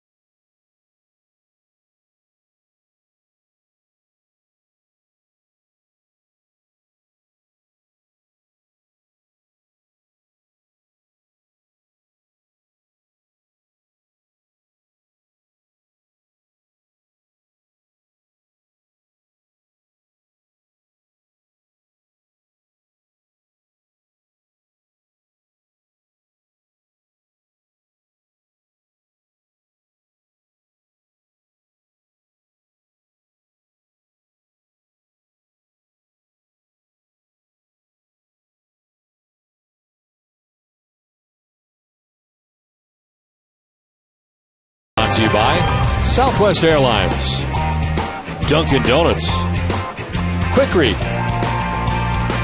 Sylvania HD LCD TVs, and by Kia. Ninth inning back at Fenway Park, 7-3. White Sox on top of the Red Sox. Michael Bowden back on the mound, but out of a bases loaded 1-out jam in the 8th unscathed. Now misses for ball 1 to A.J. Pierzynski. Pierzynski with a single in the first, a single in the third. Reached on a fielder's choice in the 5th, and then flied out to the warning track in the 7th. Fly ball down the right field line, drew the long run towards the warning track, goes into the slide, can't get it. And it is a foul ball.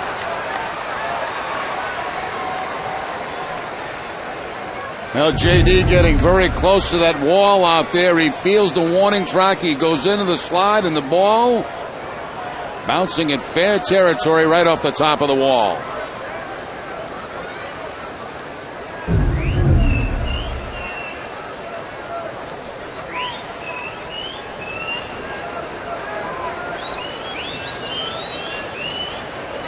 Bowden's had to throw now. This will be his 30th pitch since coming into the game.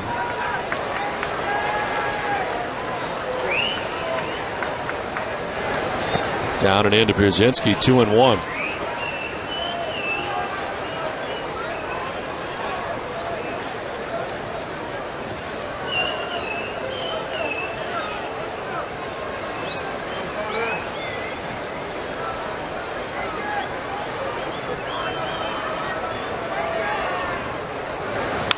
This is fouled off in the Red Sox dugout.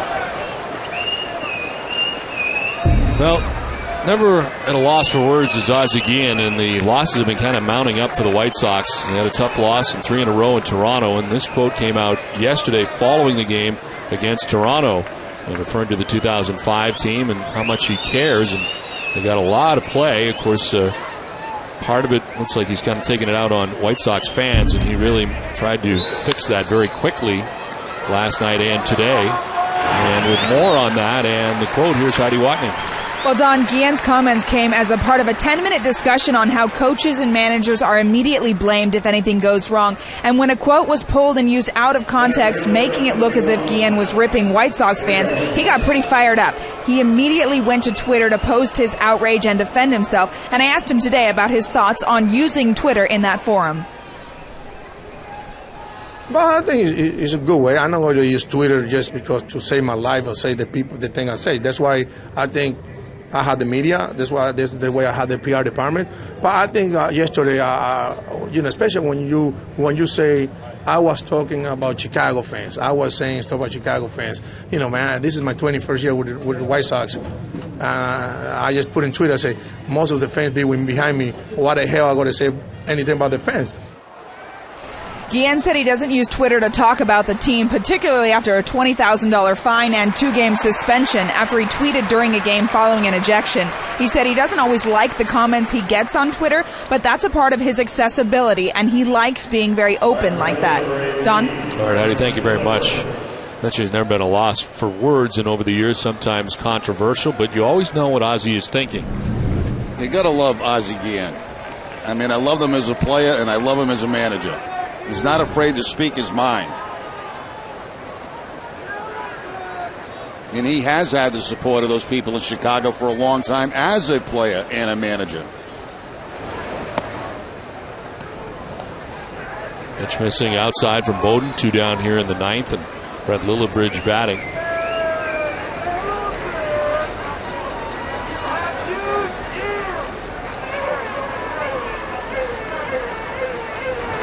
This is lined into right field, a base hit. Lillibridge with a 2-out ringing single to right. And now everybody in the starting 9 has at least a hit for the White Sox. Well, sometimes Ozzie will say stuff and you read and you go, wow, how's he get away with this? But he says it. He says what's on his mind, and he takes the consequences. And at times it involves his general manager, and it's involved everybody. Doesn't seem to bother him. And it's fine, I think, as long as they continue to win, which they have done over the years. But if you get into a situation where wins are not coming and Ozzie's still doing things to annoy the people up above, then I think you probably run into some trouble, and it changes some things. The White Sox have been off to a very tough start, 24-31. The runner takes off, pitch is high, and the throw will end up in center field. And a stolen base for Brent Lillibridge.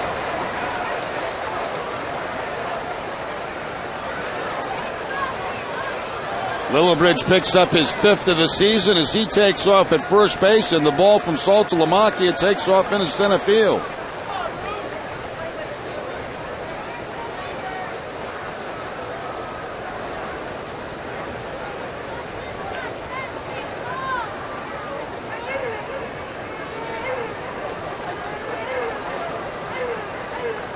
Gordon Beckham has been on twice, a walk and a single.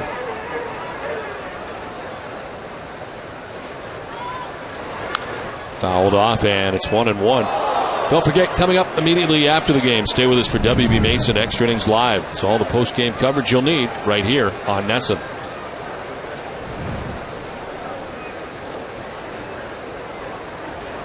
Two outs in the top of the ninth inning. Brett Lillibridge at second base, Gordon Beckham.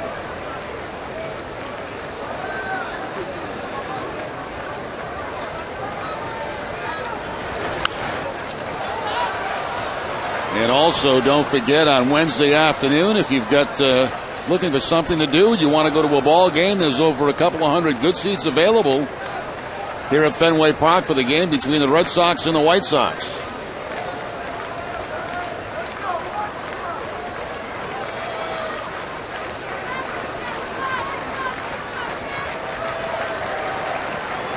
Two outs, Lillibridge at second base, and backing off is Bowden.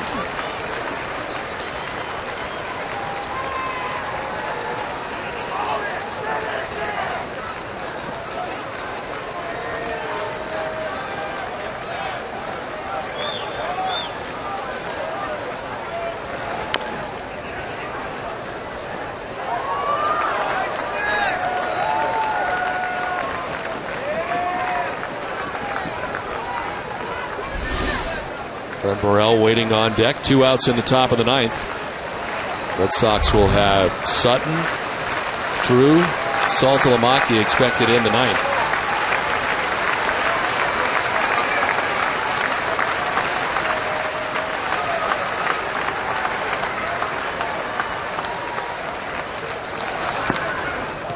Two and two.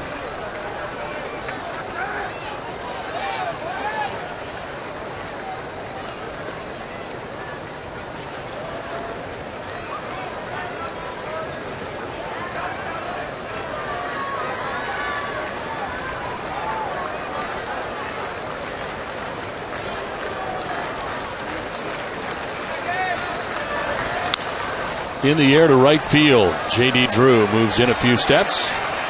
Makes the catch. It ends the inning. We head to the bottom of the ninth inning. It's 7-3 White Sox.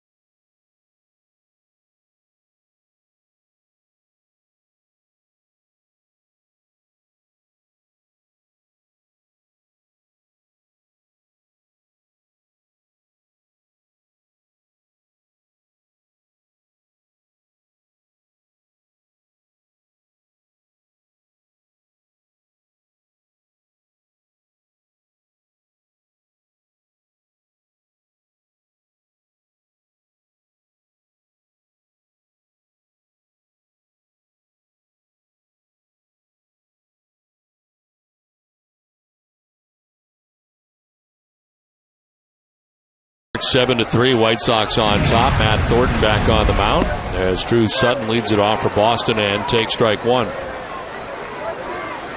Sutton has fly to right, a sacrifice bunt, and struck out. Sends one foul down the right field line, out of play.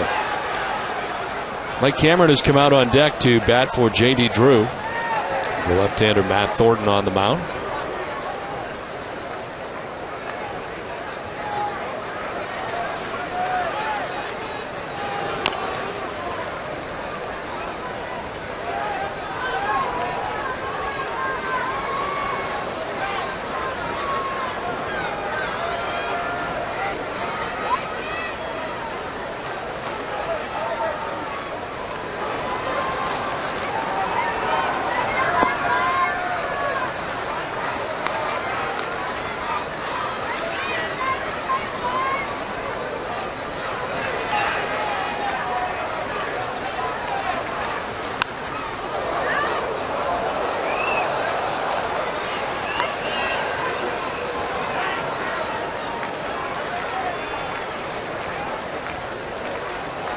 Thornton came in the 8th, walked David Ortiz, the lefty, but then got Carl Crawford, the lefty. The final out of the 8th inning. Red Sox stranding 2.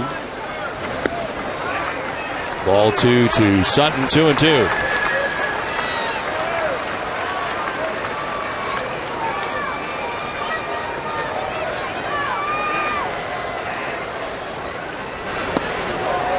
Full count.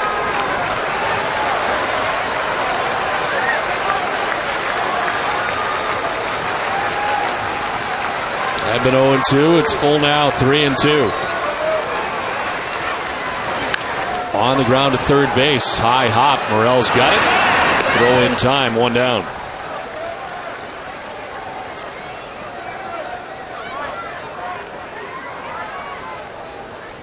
A reminder to stay with us for Granite City Electric's Red Sox final. Complete post-game coverage coming up after the game from our Nesson studios.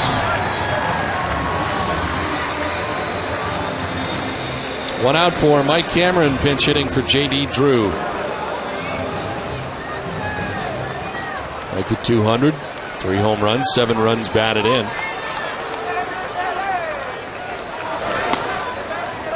There is strike 1.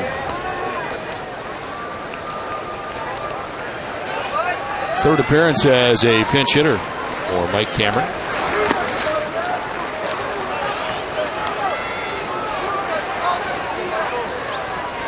Cameron yesterday was 2 for 2 and homered.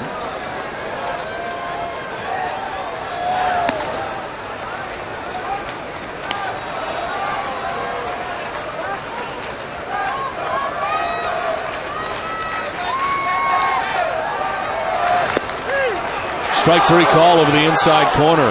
Cameron doesn't think so, and there's 2 down in the 9th. Now, there were 2 calls on that at bat that Cameron didn't like. A strike earlier and that last strike that he thought was inside.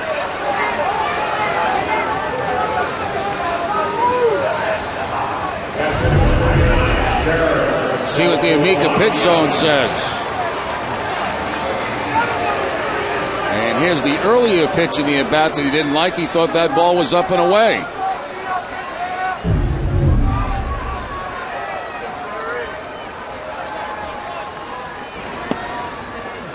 Two down for Jared Saltalamacchia. Hit by a pitch in the 3rd, grounded out in the 5th, and popped out in the 7th. In there for strike 2, 0-2.